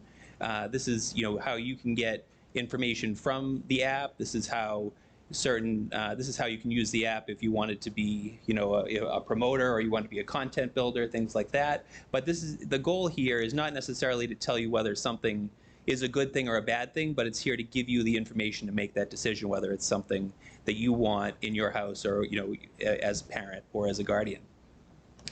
And up as well on the top, there's also this feature that's under app and game reviews. And so some of these experts have also put together some content around a lot of the popular apps that are available on the internet right now or on students' cell phones, frankly. So Snapchat is probably a good example to pull up. And this, very similar to the articles, it gives you a description of what the app is and what it's rated for. So you can see their experts recommend this is an app that's used for students age or children age 14 and up. But it also gives you a description of all of the different the filters and features that are available for this app. So these are probably anything or more than you'd ever want to know about Snapchat. And it's kind of funny. I actually learned some pieces of information that I didn't know about Snapchat just by going through some of these articles. So there's a wealth of information, and that's sort of the goal here, is to be able to provide families with some additional information or a go-to resource on internet safety and some of the hot topics that are out there as well, such as screen time. They have some articles on there. There's a lot of information. One of the things that's kind of interesting too is they're this is not a static page. They're actually constantly updating this content, which is great. And they actually have a almost like a suggestion box where you can request that they write articles based on other resources that may or may not be available. But I think it would be hard to find something that's probably not listed on this site because it's very well thought out. One of the other things that's great as part of this as well is that there is a parental control app that's available as part of this as well. So if you go to the parental control app and click on the Getting Started, this is, since for all families that are a part of Danvers Public Schools, as part of our license that we have for our content filter that's on all of our school devices and our Chromebooks that go home, this app is also available for parents to install on 2 personal devices to manage if they're interested. So this, it doesn't matter if you have iPads at home, if you have laptops, Windows, Mac, they have an app for all of those different devices that gives you the insight into where your student is going on their device, but you also gives you some flexibility around managing screen time. So you're only so many hours per day. You can actually lock out devices if you don't want devices to be used between certain hours. It gives you a lot of different flexibility, and this is all included 2 devices at no cost.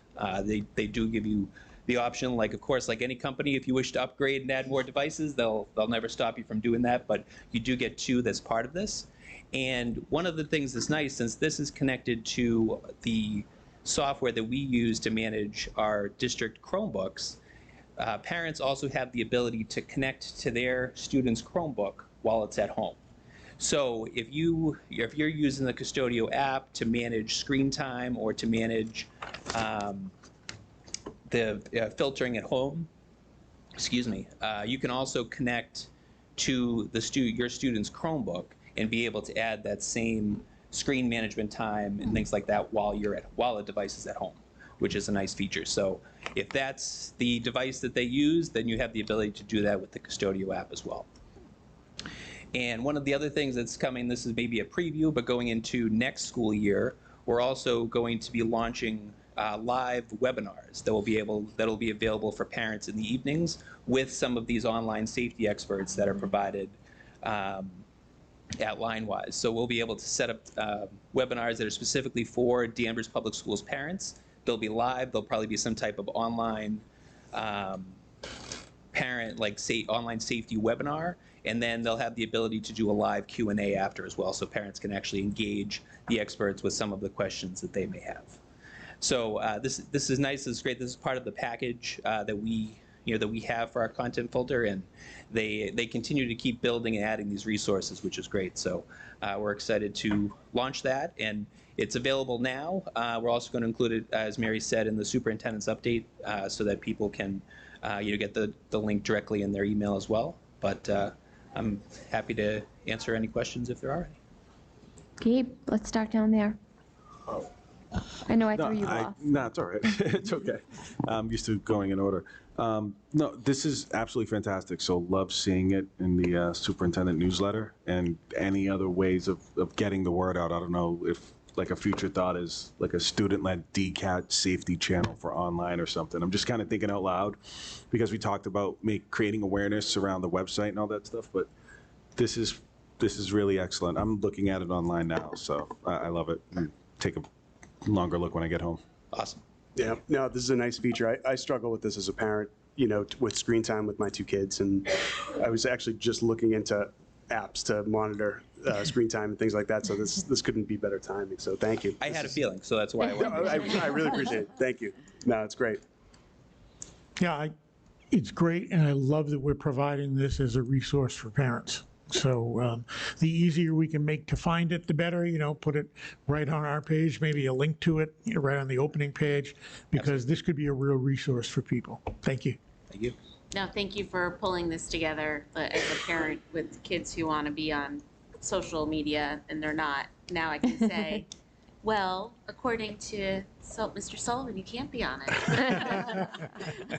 But thank you for pulling all this together.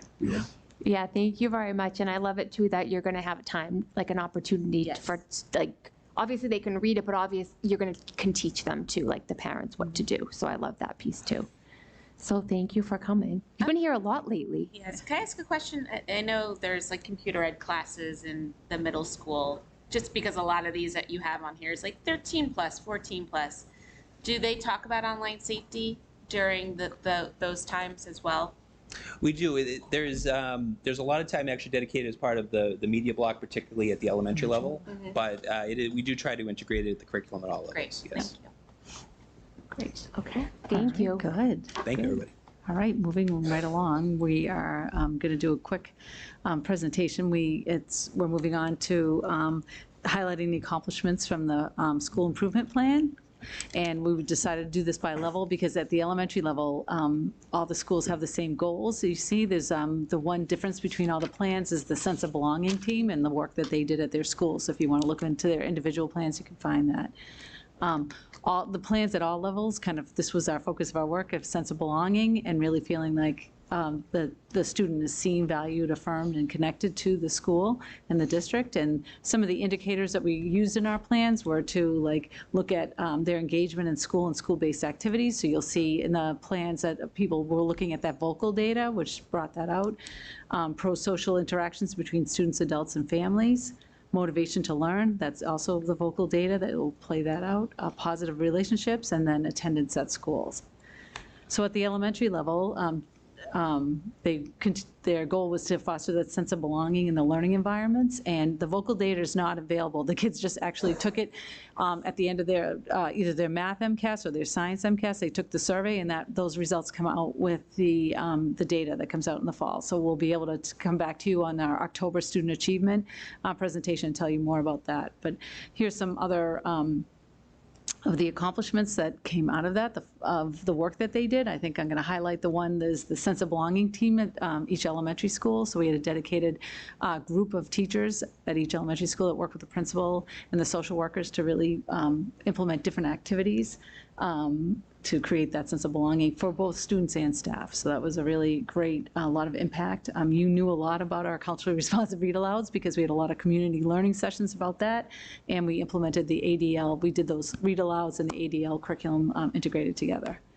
The second goal was the one that Julie just spoke about, so I don't really have to go into this goal, but she said to you, she showed you that 81.58% met or exceeded the DIBELS ORF scores, so that was a good thing, and this highlights some of the work that Julie told you about.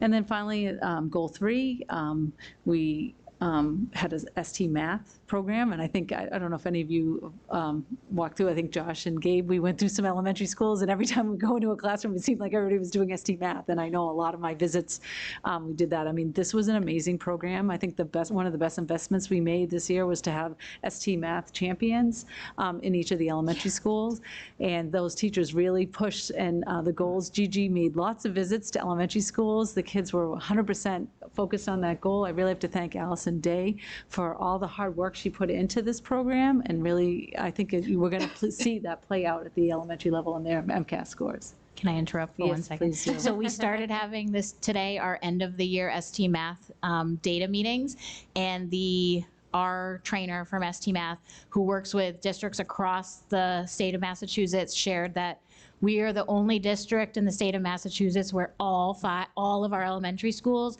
met the 80% progress benchmark. So all 5 schools got a banner to hang up in our school buildings. Nice.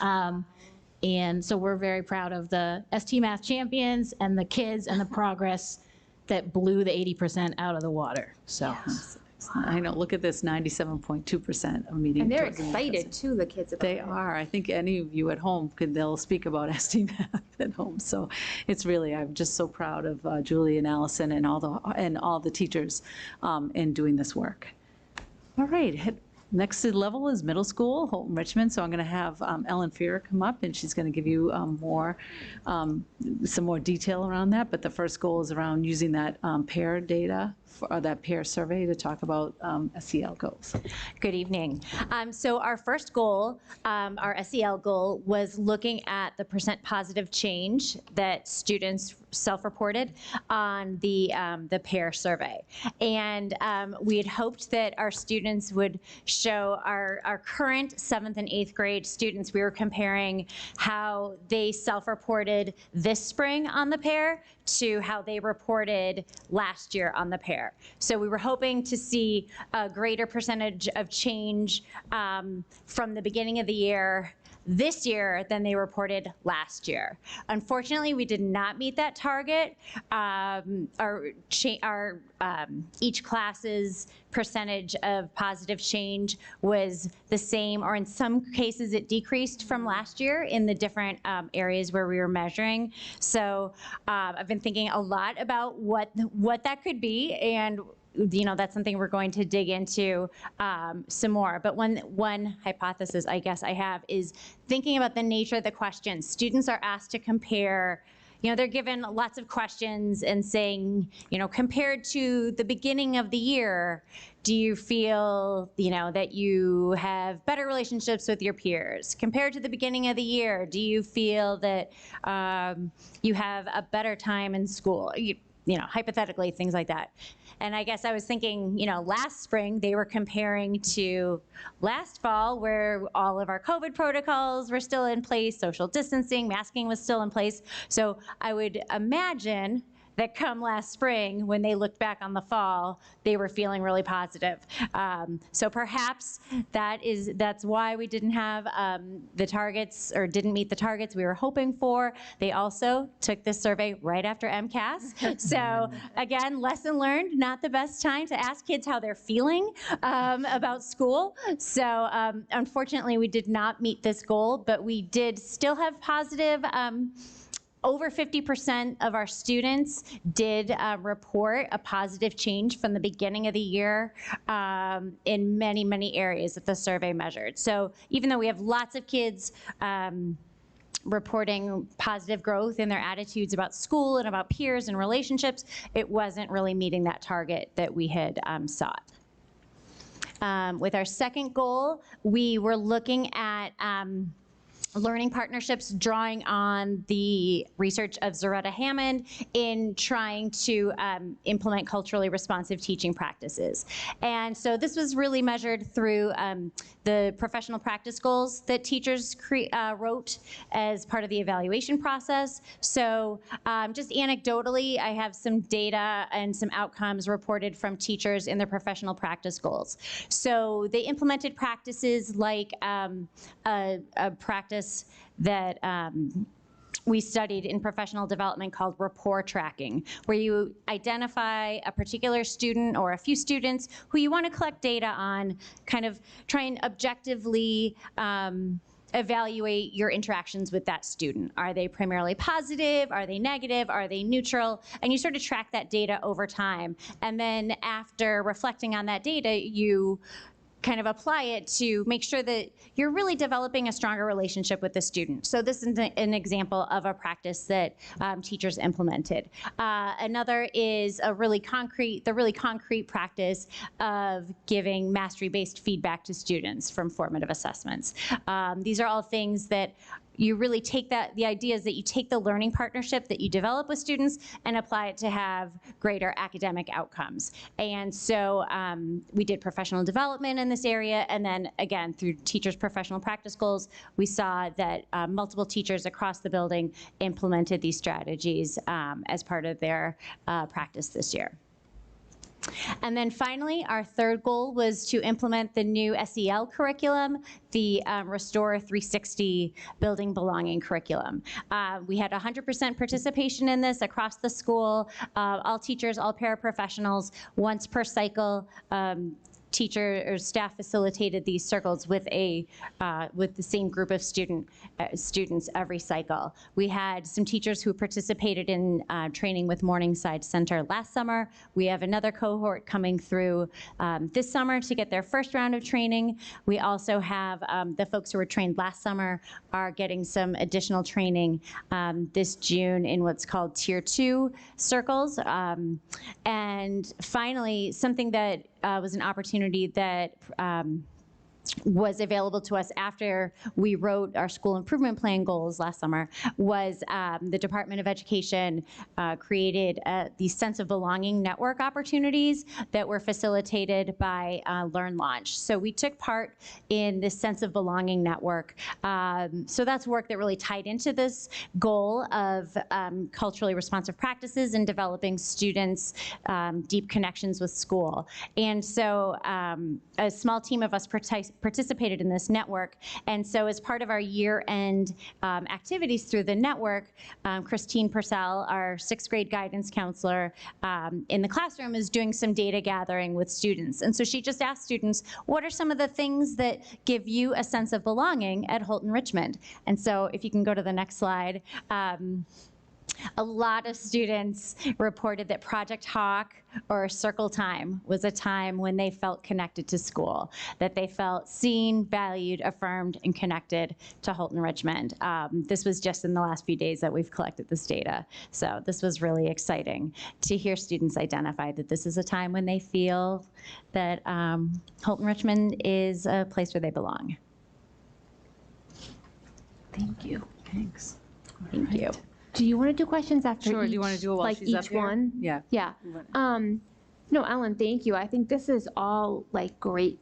The only thing I would wonder, and I know it was and ended this year, but the first goal, could we or think about maybe going back to it as like another goal for the future? Do you know what I mean? Yep, and I think in talking with the Sense of Belonging team, one of the measures on the pair, so it's 14 different measures. It's trust, relationships with adults, critical thinking.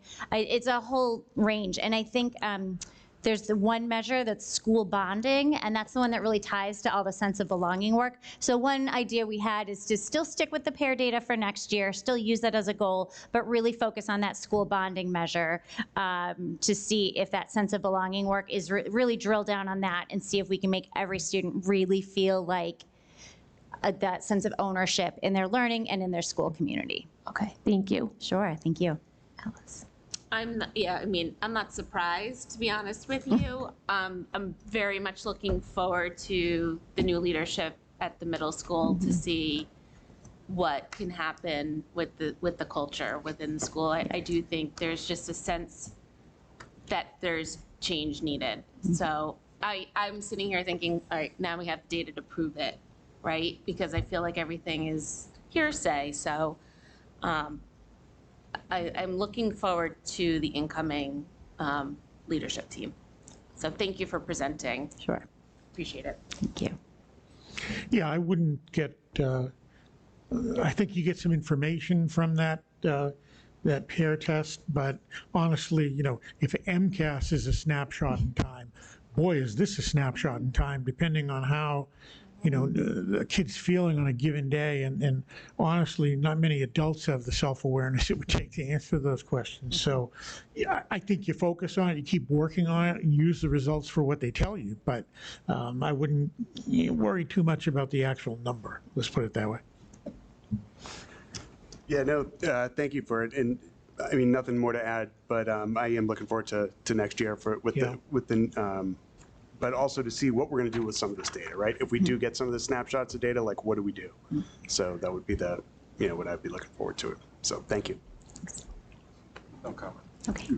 Thank you, Ellen. Thank you for very coming. much. I just want to add that, Ellen's done a great job of trying to implement the circle curriculum at the middle school. If you look here on the slide, that she had 9 staff members in a summer training and herself. And they brought it out to, almost like 80 or 90 teachers to implement it. So they were the trained ones, and then they had to, for people that weren't trained, try to help them implement these circles. So I think that this year is like a foundational year, and more people are getting trained by the official people from Morningside. Actually, Iris came out and trained the teachers as well during the school year. So I think that it's a slower movement than I think you probably set her goals out earlier on. But I just want to thank her and the teachers that were, the 9 teachers from Holton Richmond that were trained, and the Sense of Belonging team, because they really worked hard to try to bring and help everyone understand the importance of the circles for kids. Thank you. Thank you. All right, moving over to Adam. Okay, so, in looking at our school improvement plan, I want to highlight the first bullet point here. This one actually is in all 3 goals. We've continued to want to grow our community block time, and so this year what we focused on was a study group team to put together a focus on executive functioning for our 9th graders. So we felt like we really wanted to have a way to just create a foundation in executive functioning skills. And so we used community block as the time to do that. We used our community leaders, who are our older students, to facilitate lessons on everything from how to study for midterms and finals, how to organize your assignments, how to do time management. And so we had 16 lessons that occurred this year. It was very successful. We got a lot of positive feedback from the kids, and I think hearing from older kids helped make that knowledge a little more palatable. And so our hope is to actually expand upward with this and do different things with, keep this one in grade 9, and then in grade 10, add some more targeted things around, other executive functioning skills, or specific maybe students that are identified as needing a little bit more. So that's throughout all of our goals, but that's really a highlight, from goal 1 that I wanted to highlight there. Goal 2, we heard a lot about ESSER funding tonight, so I just want to highlight our instructional technician roles. These are 3 positions. We have 3 wonderful educators that we've really deployed to work with populations that need more. So whether it's special education students, our ESL learners, or our students in our TLC programs, we employed these technicians to really work with groups that needed additional just support, and that's gone very well. This a lot of different bullet points here, but again, we were able to, I think, put in lots of different systems to support the school in a variety of ways. So again, the technicians, I think, are a real highlight there. And then the last one, I want to highlight our early college program. We're going to continue to expand that. We have a 3rd cohort coming online for next year. So again, we're excited to expand that. We also have, this summer, we have kids doing some college access course with Endicott. So we continue to expand sort of having our students access college while in high school. We added a faculty recognition program this year, and the student one's going to come into play next year, so I'm excited about that. So again, just some different things that, looked at the environment and again, with the idea of access. So I think those are highlights for us up at Danvers High School. Good. So you'll see more of the vocal data again. We'll be here in October so we'll present both MCAS and then the vocal data to show. Yeah, we're excited to look at our vocal data. I feel like we put a lot of emphasis into climate and culture, obviously, the last 2 years. So I'm excited to hopefully see that bear out in some of those surveys and our emphasis on student voice. So we can't wait to get some of that information. Mary, can you go back to goal 1? Yeah. So Adam, I loved when you started talking about the executive function piece, because I think sometimes you think about like the organization, but it's like everything in here is like affecting all the learning, the reading, the math, like everything. So I love that was really one of, like a focus for this year, and especially with the 9th grade, because that also was such a difficult transition year. Yeah, kudos to Mr. DeMoro, our curriculum director. He really was the leader on this, along with especially our 9th grade teachers, our team leaders. They really helped us identify exactly like what kind of skills are they seeing that the kids need for, just some additional work. And people were great at really giving us, I think, some real good examples of things that, we could help the kids with. Some obvious ones, again, like how to prepare for a midterm or a final, but again, other things along the way to sort of manage your time. How do you, take notes? How do you Right, access extra yeah. help? How do you study for a test? How do you, anything and everything that would be helpful. And I think, again, having the kids, having those community leaders facilitate those lessons, I think the younger students, they were more likely to listen to that. And really, I think it was accessible to them because they heard it from, older kids in the school that are seen as, leaders. So I was really pleased with the way that group put that whole program together. Thank you. Alice? No questions for me. No, I'm good, thank you. I like what I see, Adam. Thank you. Yep. No questions. Thank you. Nice job. All right, thank you. Thanks. All right, and then the last thing, information from the superintendent is I'm announcing the retirees for this school year. So I really want to thank DEEP. They had their Breakfast of Champions at it was May 31st, and they highlighted and paid tribute to our retirees. So at Riverside School, we had Pat Ballou, who's a phys ed teacher. At Holt Richmond, there's 3 retirements in June and then 1 in the fall. So we have Heidi Knock, who is the 8th grade science teacher, Ellen White, the reading teacher and student support, Lisa D. Orlando, the computer applications teacher, and then in the fall, Cherry Bennett will be retiring. She's our drama and public speaking teacher. At Danvers High School, we have Sue De Benedictis, the school nurse, and then in our audience, we have Rita Ward at Thorpe, our principal. She should be called Rita Thorpe. She should be called Rita Thorpe. She leaves Thorpe School, so she'll be relieving us. We're very sad to see Rita go. And Maria DeCara is leaving us in September, at the end of September. So she'll be missed, and we'll be working with Dan to see how we support the roles, because you can see there's a few things that she does for us at the public schools. So she's our Title I homeless liaison and foster care point of contact, as well as our DEEP liaison. So it's great. Thanks. So that's that. All right, so we're on to the budget. On to the budget. So we'll bring up Pam.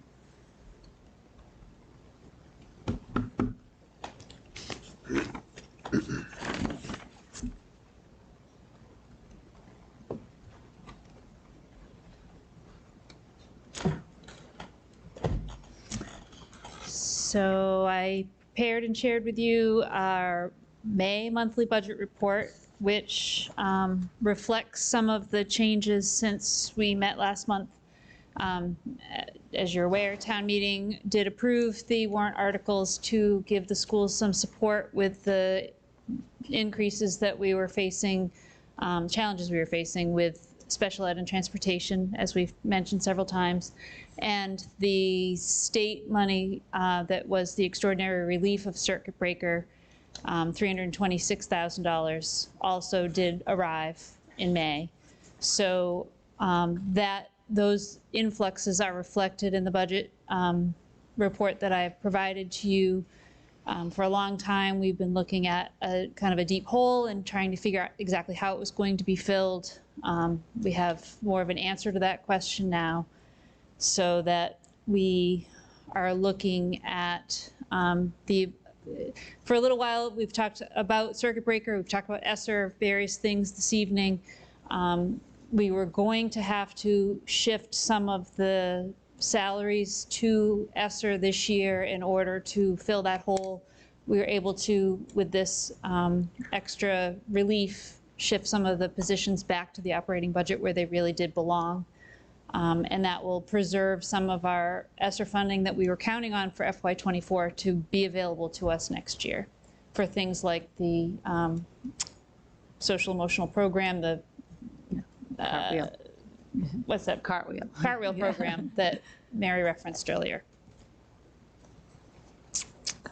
If you have any questions about the budget report or about the budget in general, now the month of June, the challenge is to, we've got a couple more payrolls to process, and we have grants that will close out, so we just want to make sure that we are shifting as many eligible expenses over to those grants as possible.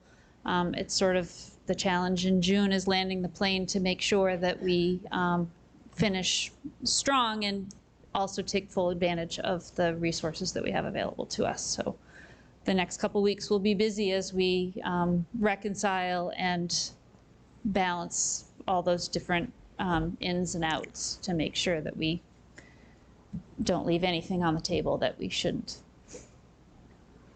Any questions from anyone? I'm good. Okay. Thank you. Thank you, Pam. Thank you, Pam. Thank you.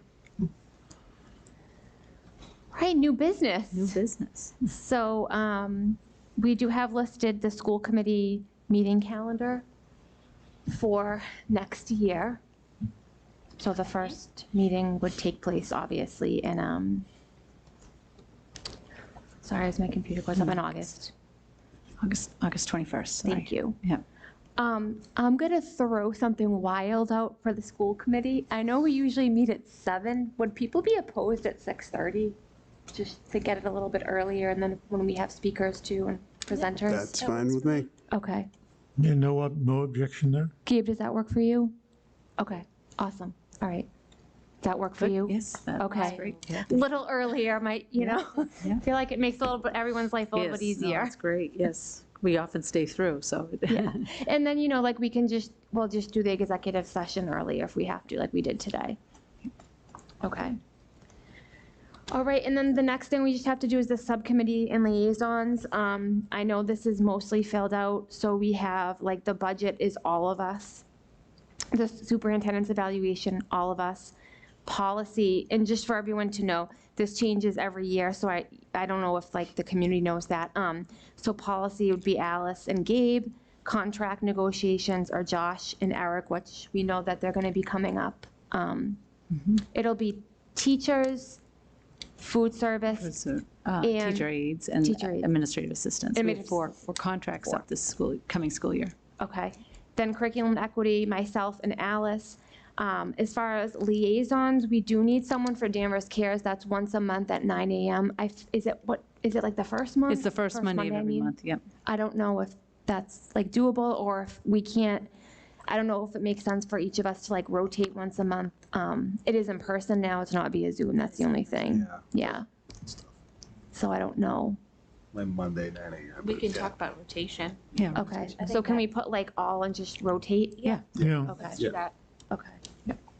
You want to wait? And I also attend every month, or Dan, one of us will be Okay. attending, so we could also give you an update for the month. Okay. Deep, I'm happy to be the liaison for that. CPAC, Josh. Human rights and inclusion. Eric, is that once a month, those It meetings? is once a month. It's usually the second Thursday, so like there's a meeting this Thursday. Okay. They're taking, I believe, July and August off. Okay. So, Eric, I don't know if you want to do that, if you want to rotate, I don't know. Sorry, Gabe, what did you say? No, I thought someone said there was twice a month. I thought it was. I was wrong. It's only once a month. then. Inclusion is only once a month. There Okay. may be other activities or something. That's that what it comes up, was. Okay. But the actual meetings are once a month. I would propose we have multiple. I mean, I'd like to get involved. I just can't commit to every Thursday, every month, because typically Well, I travel. I've been doing it for a couple of years. Do you want to split it so that we each Happy take? to. Yeah, happy to. That would be fine with me, Madam I'll Chair. share with Eric. Well, because it's okay if like both of you go to one too anyway. Yeah, absolutely. Worst case, right? Okay. So legislation, Eric, and then the bills, which we did do last week. I'm sorry, last meeting was Alice and Josh. Okay. All right. So now okay. Now we are up to the, I think we need access to the parent handbook. Okay. Oh, you do have, okay. I'll go to that and give you access.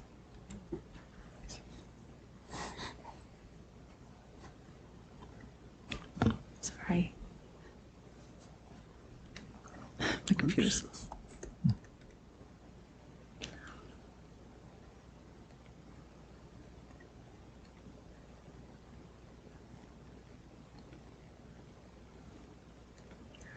Okay, if you refresh your agendas, it should allow you access now.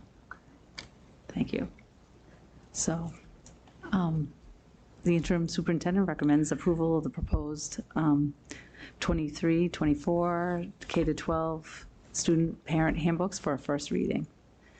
I just want to qualify that these are in here, just very draft form. The bulk of the work is going to happen. The changes will happen over the summertime when we'll start with Dan. Dan, actually, our first administrative council meeting is on the 26th of June, so he's coming in early, and we'll be meeting with him to kind of talk about school improvement plans and student handbooks. And so you'll see both for, well, the student handbooks for a second reading in August with finalized versions of the handbooks, and then the school improvement plans available for you. Okay, so we do need a motion, right, for the first reading? No. Yes. Yes, we do. So we need a motion for the first reading. If anyone wants to make I it. move that we approve the student handbooks for first reading. Second. Okay, so all those in favor say aye. Aye. Okay, so. Can I also make a quick Yes, suggestion? you So, can because make- yes. now that I know it's your first time to see the file, there are both, Adam put in the file a draft, DHS handbook changes for school committee. And so you could look there to see what the changes are for so far for the Danvers High handbook, and then also the memo to school committee for HRMS handbook. So those are the quick, instead of having to look through the whole handbook, those are the quick updates. Elementary hasn't had time to make any big changes to it, so it's basically just personnel updates that you'll see on their handbooks. I know like some of the changes are in red. Is there anything just in general big that we should know of with any of the handbooks? Right now, there are not major changes, like I said, so it's just cosmetic changes to most of them. Some of them, in Holt Richmond, if you get on that memo, the Chromebook and the charger replacement fee has been adjusted to reflect current practice. They remove some obsolete language around the behavior, some of the behavior things. So, and then they'll put more changes in. So right now, it's just cosmetic, and that again, we haven't had time, and then with new leadership coming in, it's really important that we work with Dan to make sure that what he wants reflected in the handbooks are happening. Yeah, so, I mean, I guess, do we have questions? Is there stuff that we want to share with Dan prior to their meeting in June? I mean, I know we're going to look at this again in August. Can I ask a quick question while we're... Yeah. On I believe it's the high school handbook, under examples of excused absences, it seems like a significant change to go from illness to illness with a doctor note. Are we requiring someone to provide a doctor's note anytime they're out? Or is it only for more than one? Like, how is? No, I think it's more for like lengthy absences. So I think, not if your kid's just home for a day, we're not looking for a doctor note. But if there's a more, a multi-day absence. Okay.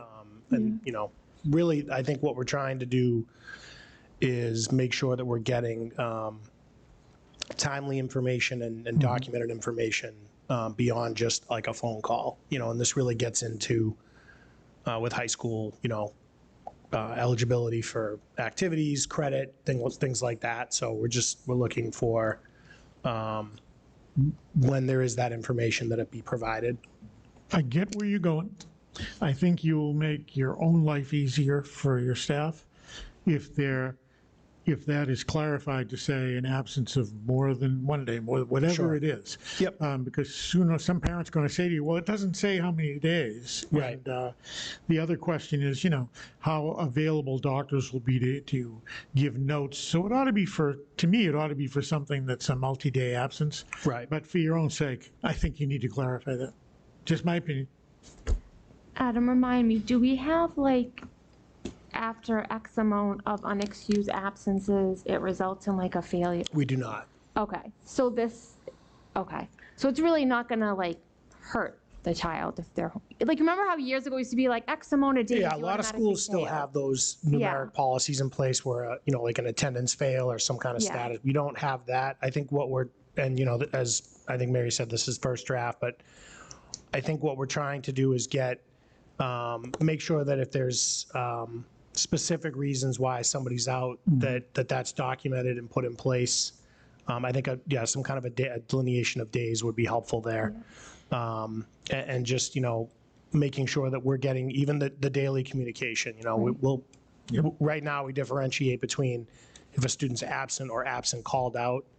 And even that, we feel like we're not getting the information we could use. So we did try to emphasize that more as well. But I think, Mr. Crane, your point's well taken that we should add some kind of a day requirement or additional clarifying language there. So I did want to highlight one other change that we're proposing right now, and that is to align our athletic ineligibility policy with the MIAA and our other NEC member institutions. Currently, ours is a little more aggressive. So what we're proposing is to use the current language as that we already have in place that's more aggressive to put a student on more of a probationary line, so that and then use the MIAA standard for actual game ineligibility. So right now, in our league, in our conference, there are a couple of schools that are not in alignment, us and Saugus being two of them, and they're also pursuing alignment with the MIAA policy rather than having a unique one. But we do like our current language in terms of identifying kids that are at risk for academic struggle. So what we'd like to do is keep that language and put them on a probationary approach where they would have to do things like weekly progress reports, mandatory meetings with teachers, family meeting with an administrator. So use it more as an intervention approach rather than simply punitive. And we think that will better support, students that, where an after-school activity or athletics is a huge part of why they're here and helps motivate them. We think keeping that connection will be more productive than just cutting it off at a different place than pretty much all the other member institutions in our conference. Yeah. So I didn't spell that out in the memo, but I can put in a more detailed explanation, and we'll finalize it for the August reading. Sure. Okay. Yeah, again, I think all things handbook, specificity, clarity, that'll help. But yeah, I like the concept. Any other questions from the committee? Nope.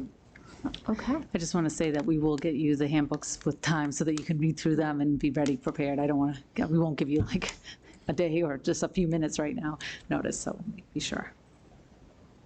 Okay, so Right. next All right. to business. Fine. Yeah. So the interim superintendent recommends approval of the amendment to the ADF, Danvers Public Schools School Wellness Policy, for a first reading. So I'm going to have Emily Cook come up and talk about her work with her work on the wellness policy.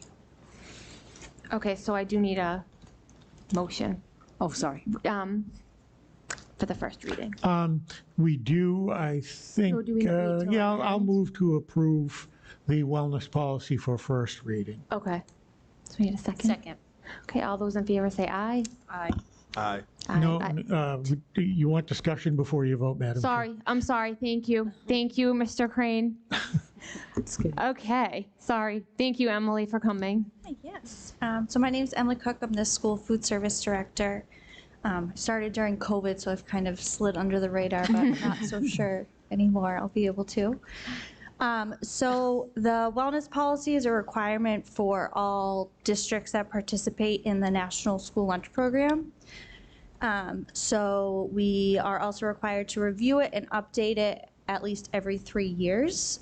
So we did that this year, and it was updated and approved by the Wellness Committee on April 6th of 2023. And the updates are highlighted in red here. So I just kind of cut and paste where we had two kind of changes into the policy. So this part is really just more so verbiage adding to better define the goal of the wellness policy and kind of goals of the wellness committee, as well as just further defining where these rules and regulations come from that we have to follow through the school lunch program. So I just wanted to note that the nutritional standards are not new or being added to the policy. That was already existing. So that kind of relates to the slush that's being sold at PAC fundraisers. And then our change is more so related to the food-based fundraisers. So as of now, the slush sales do not meet the nutrition standards. So if we were being audited or reviewed by the state, we could be penalized or fined or lose funding because we're serving food that doesn't meet those nutrition standards. So that's just something that's not changing. It's just enforcing those rules. And also, just to clarify, the Wellness Committee is made up of myself, the food service director. We had our athletic director. Other members include health teachers, nurses, gym teachers, school community members. Parents are welcome to join. Administrators, kind of any community members are welcome to join the Wellness Committee. And so, like, I didn't know that the free meals were 100% extended, so that was good to hear. But like they touched on, we're getting, hundreds of thousands of dollars this year. We're going to receive over $1 million from the federal government and state government for these meals. So we just have to make sure we're following all the rules that are required by it. So this is the second page of the wellness policy, where we add in the shift to change the food-related fundraisers. So we recommend shifting away from food-based fundraisers during the school day. So the school day is defined as midnight the night before to 30 minutes after the instructional day ends. So we are recommending that food-related fundraisers not be allowed during the school day, but they are allowed after the school day has ended. And then non-food related fundraisers are still allowed during the school day or after the school day. And there are smart snacks standards. Those are like the federal nutrition requirements that we're supposed to meet for any food that is served during the day. So that is linked there, which kind of highlights those, if you want to take a look at it. And I'll link this to, Emily did this today, so I'll link it to your agenda. Computer's slow, sorry. But these standards, they just kind of highlight, all the breakdown of calorie counts, sugar counts, fat content, all those things of any type of food or beverage that is sold or served during the school day. So And it's this would kind be of, across all schools, like elementary, middle, and high school? yes. And that's for any district that participates in the school lunch program. It's kind of more of like the nitty gritty of like the actual numbers. But so like I said, these nutrition standards aren't unique to Danvers. It's just a requirement of the school lunch program. And most importantly, why the Wellness Committee was looking to make this shift is just for food safety, creating a safe environment for all children, including those with food allergies, and just we don't want to take that risk or chance of a student going into anaphylactic shock or some other, issue with that. So we do have healthy fundraising solutions if PACs or other groups Before we get that, sorry, Emily. Yeah. The wellness meeting, was that like posted and did the community members know about that? Because I know you said it was welcome for community members. It's posted on our website. Because It's not a committee like of the school committee where we have to publicly put the. No, but she did say that it's open to the committee. I guess like before we get all into like what the committee says is like solutions, I guess I'm just a little bit, me personally, and the committee can share what they think. I'm a little bit concerned right now about saying, okay, this is the first reading, and then in August we can do a second reading, and that would be like the vote, because I feel like this is very new, and I don't think anyone wants to be out of compliance with the USDA, and we don't want to be penalized, but I'm just a little bit, I think if we really need to get all stakeholders involved in these solutions, and we didn't know, I didn't know about it till this week, like families just got the information this last week, so I'm a little bit hesitant to even go forth. Like, I feel like we need a lot more information and we need a lot more community input to even like go to a second reading, but that's just my thoughts at this point. In this situation, if others feel that way, we can make a motion to postpone. you know, we can amend the motion on the floor to make a motion to postpone. It needs a second, but is not debatable, and we could postpone it to the August meeting, if by a majority vote. Well, yeah, and I bring that up because, I mean, like, again, no one wants to be out of compliance. No one wants to get anyone, you know, have a food allergy. We want to honor religious, you know, religion, socioeconomic status, et cetera.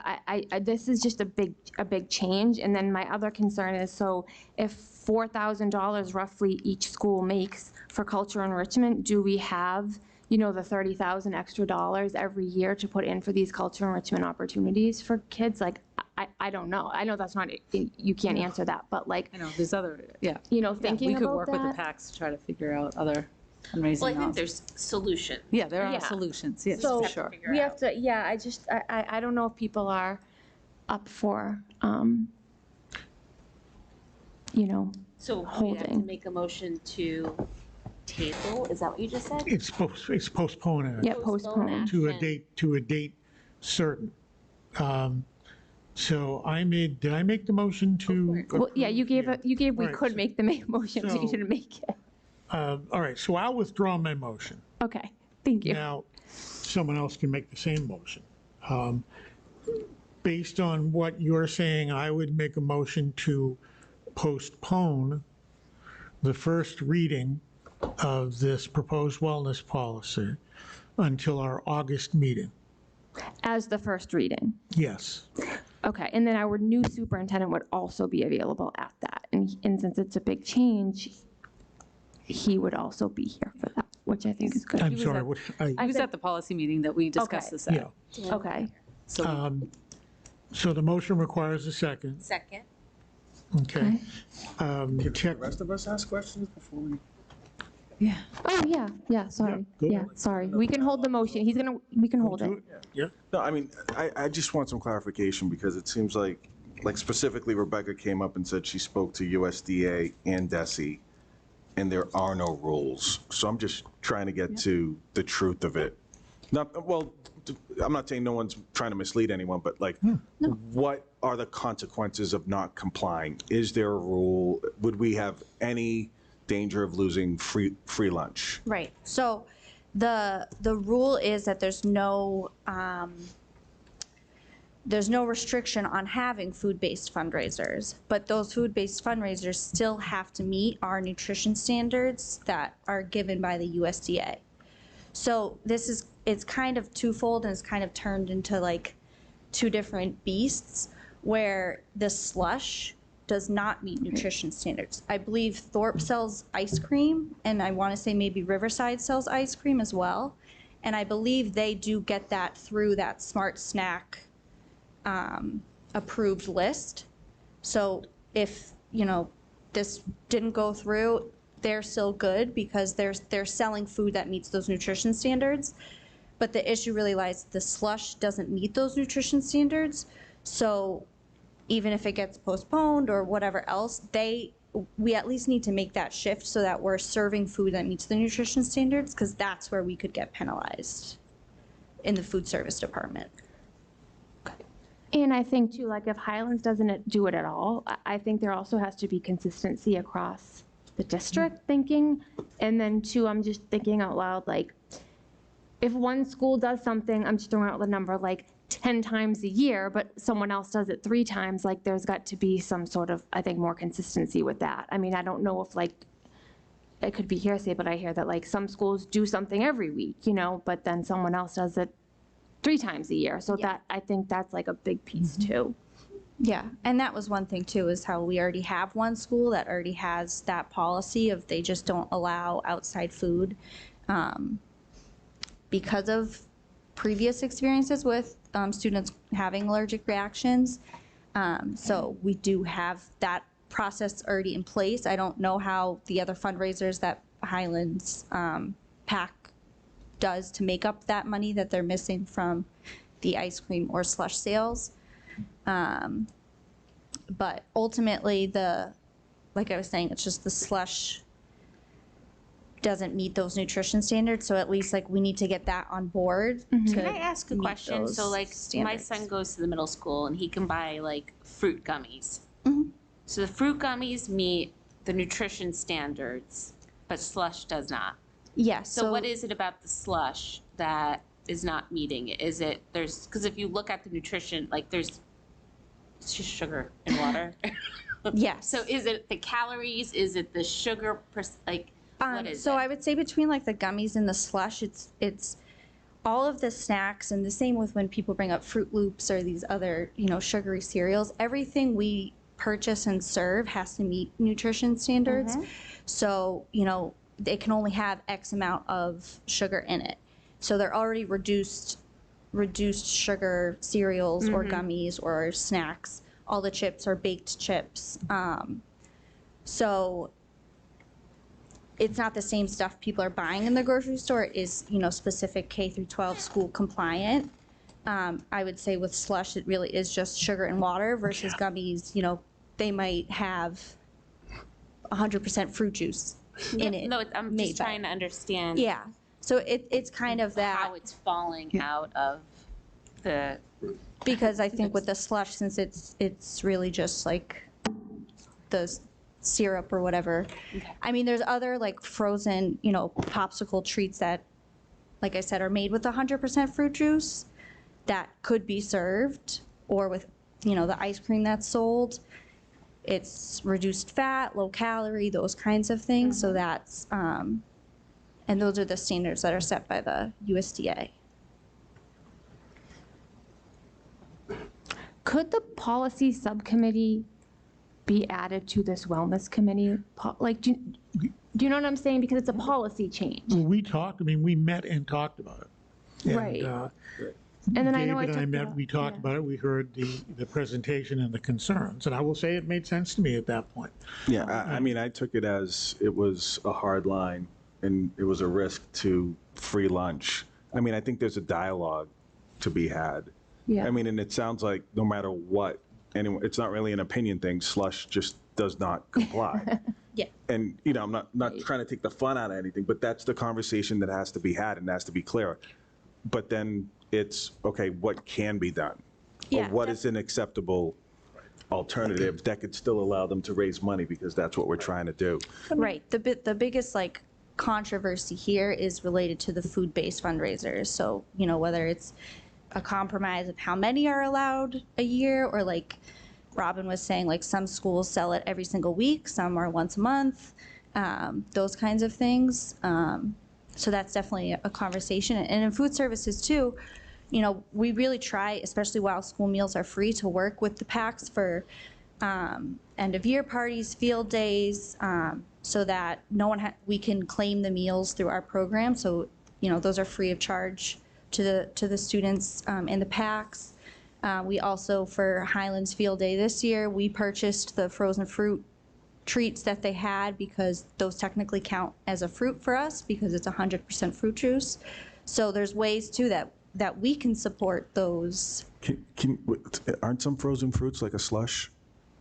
Is that the same thing? The like USDA guidelines, it doesn't always make sense. No, I know, it's but I'm saying, like, ridiculous. for the pack, they're probably like, not 100% like that mango, slushy thing. Oh. Like Yeah, a frozen there's fruit. definitely slush-like Yeah, that's what I was. we could get. I wasn't saying it the right way. I don't know. Is it Richie's or Rich's slush that we? It's Richie's slush. Yeah. So that slush unfortunately doesn't meet the standards, but Maybe some slush does. Who knows? There might be a company that does. Yeah. Yeah.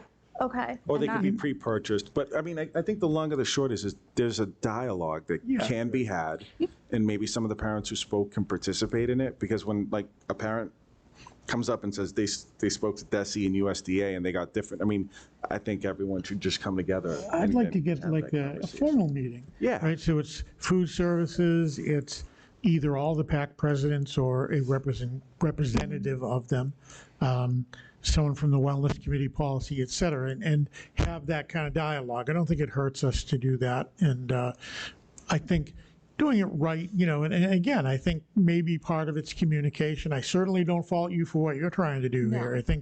I think the idea makes perfect sense, and I speak as someone who, is overweight and has type 2 diabetes, and maybe if I'd stopped eating slush when I was 12, it would have stopped, but I don't mean to make light of it, but that's the point. You want people to be healthier than I am, so but I think it's worth the dialogue, because there is that aspect of the fundraising piece, and also life does benefit from treats once in a while. So the question is, how do we do it the right way? I think, anyway. And Emily, is there an issue with storage? Like, are they taking up a lot of room? I would say that varies school to school. Okay. There's definitely schools that have used our storage throughout the school year. Because I'm wondering if that's a conversation, though, to have, like, okay, like, you need to buy, like, a fridge or freezer. You know what I mean? Like, because we don't want to take up space that you need for food to feed kids. Absolutely. And I don't think the PAC would be against that if that's what needed to We have happen. freezers at the middle school. That you purchased? Yeah. Yeah, okay. Emily, just a quick question. So I think I'm just a little confused. Just the way that it's written, it says that there's no food-related fundraisers that will be allowed during the school day, right? But maybe I have too many emails on slush that are in my head right now, but like, I'm just thinking, I just want to know if we were able to substitute it with something like Gabe said, like, would the way that it's written, it still says that we wouldn't be able to do a food-related fundraiser. So how can we get there? Right, so I guess from the Wellness Committee's perspective, we just wanted to move away from food-based fundraisers. Just a lot of other districts have this policy in place. It's not unique to Danvers. Right. And, they kind of have it as their common practice. It's just, we're just not going to sell food-related, fundraisers during the day. So that's what we're proposing, is just eliminating that, moving away from that, finding other, movement fundraisers, other ways to fundraise that just kind of have a better image of health and wellness. So that's what we're proposing, is just eliminating it altogether. But like you said, as long as they're making the shift away from that slush, right? It can continue. It's just, that's where there's no rule from the USDA or the state saying you can't fundraise with food. Gotcha. That's kind of a district by district decision. Okay. But it's just like the slush specifically that can't continue, but obviously, so the we conversation about food-related fundraisers can continue. Right, so we could come back to you and we could talk about proposed language or something like that where it would meet the correct standards for food, like a 100% fruit juice or, that type of a. Like Yeah, I mean, that part is already in the wellness policy, that all food served and sold during the day should be. No, just talking about the part that you have right here. So we could still come to some sort of agreement. I think what we received, and I think Robin was being polite by saying dozens. I think we got hundreds of emails, right? And I think it's all, and a lot of people were speculating, is it about allergies? Is it about, X, Y, Z?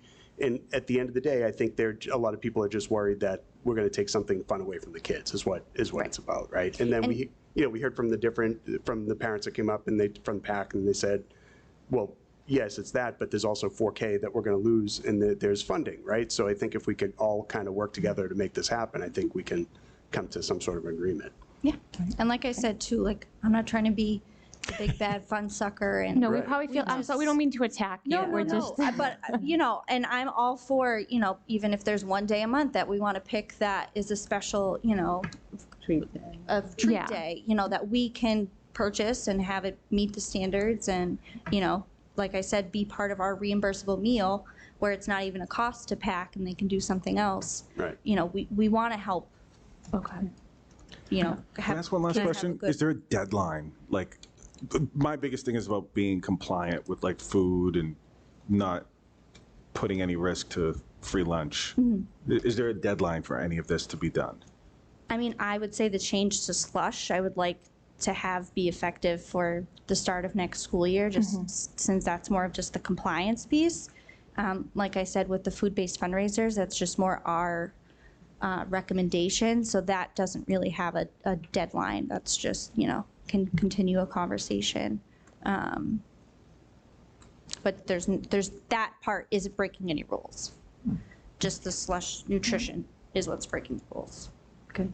Thank I also want to say that the schools have been so successful, the PACs with the walkathons. Those, like, that is a huge fundraiser for many of our schools. So that should kind of shifting towards the wellness kind of fundraiser that we do have at the schools. And it's been highly successful and raises a lot of money Are the walkathons during school or after school? during the school. I was going to say, if they do the walkathon after school, Then by the you could time get they're done anything you walking, want. they Yeah. can buy slush. Then you could serve slush. They could, well, you could serve That's slush true. after school the day of. We could do it There at the you go. last thing of the day and then conclude with the slush. So it seems like what would make sense is between now and our August 21st meeting that we have a meeting and invite, I guess, like the presidents of the PAC. Obviously, I mean, I'm happy to go as the chair unless someone from the policy, committee wants to go. It doesn't really matter to me. I think principals ideally should be there, obviously Emily, Mary, Dan. I mean, am I forgetting anyone else?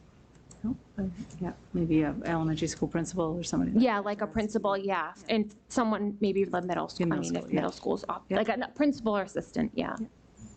The Great Slush Conference of I 2023. feel like personally responsible for this too.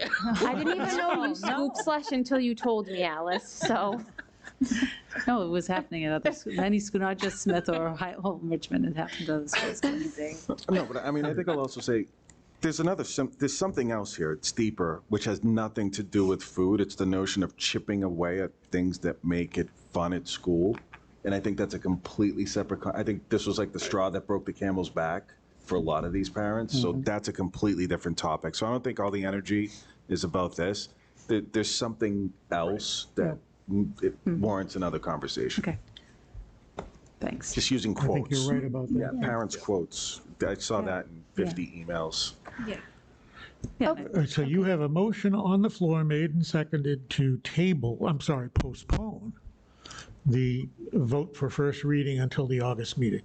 Okay, so all those in favor say aye. Aye. Okay. Thanks. All right, order of business. So I need the consent agenda, so a motion to approve the homeschool request, fundraising request, field trip request, and acceptance of donations. Why is there no slush? Do we? Motion to approve the homeschool request, fundraising request, field trip request, and acceptance of donations. Otherwise known as the consent agenda. Yes, okay. Second. I think, did I have to second? All right, all those in favor say aye. Aye. I don't think there really is any, but There's that's nothing on okay. it, because it's June. and Yeah. We have Hey, we 6 followed days the of school rules. left, yeah. It's just a formality, Madam Chair, but ask for discussion. We followed, yeah. The minutes. The secretary moves to approve and release the minutes from the May 8th, 2023 regular meeting and approve and not release the minutes for the May 28th, 2023 executive session. So I need a second. Second. Is there any discussion? Okay, all those in favor say aye. Aye. All right, communications, NEC. We had our last board meeting and where she shared more about the budget and some improvements that they're making to facilities. They need a new roof at the Kevin O'Grady, so she talked about that and how they were going to fund that through DESE and through some debt, taking out loans at a bank and things. So that was it. They were very nice. They gave me a parting gift for being on their board of directors for the year, and Dan will take over starting in August. It'll be their first meeting.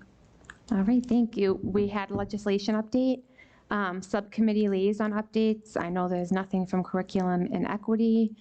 Anything from policy?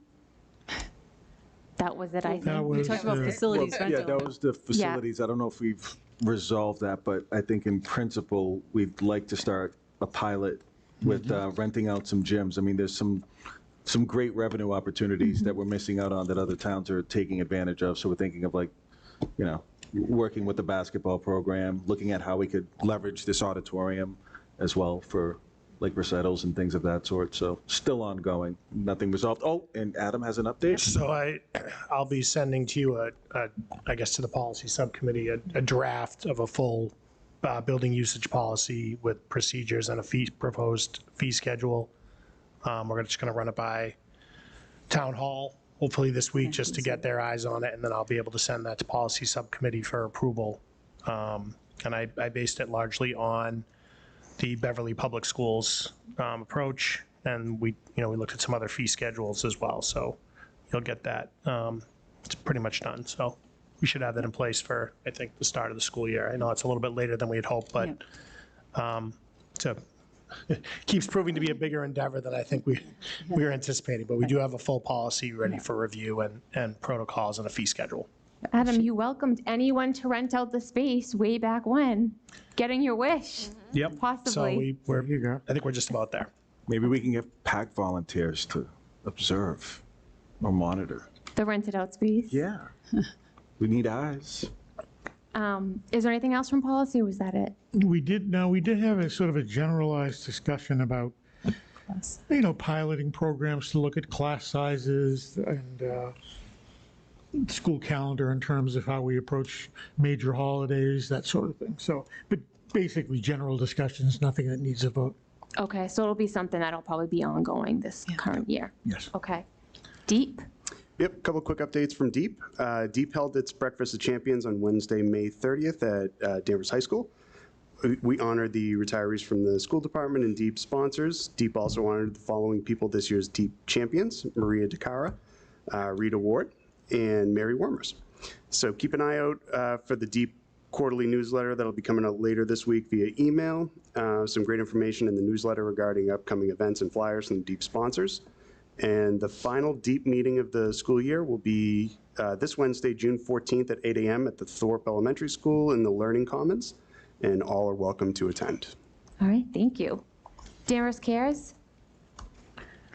We had a meeting first Monday of the month, and we had some updates there, and then we were given training on using Narcan. So Judith Ryan came and showed us that, actually gave us actual samples of Narcan. If anyone's are interested in similar, getting access to Narcan or the fentanyl strips, I think Judith has them in the public health department. That's great. It was a great informational meeting. There's no CPAC updates. No. And then Human Rights and Inclusion? We have a meeting Thursday, and I think this will be the last meeting for the summer. So, okay. All right, and then we have, I know you went over the retirees. Yeah. We have the resignations, leave of absences. I just want to say one comment about that. We have resignation from our assistant principal, Julie Scroy. Danvers' loss is Manchester Essex Gaines. She's going to be the principal of that high school. Nice. We will really miss Julie and her addition to Danvers High. I said she's like a bright light at Danvers High. She brings a lot of life to the high school, and we will really certainly miss her and miss all her, especially when you look at graduation, how great that was, like all of her organization and how she really did have such a value added to our team. So, but she's ready for the move, so we're proud of her and wish her the best success. While we're on personnel, Madam Chair, is Rita, I see you hiding out there. Are any of the other retirees here tonight? Just Rita.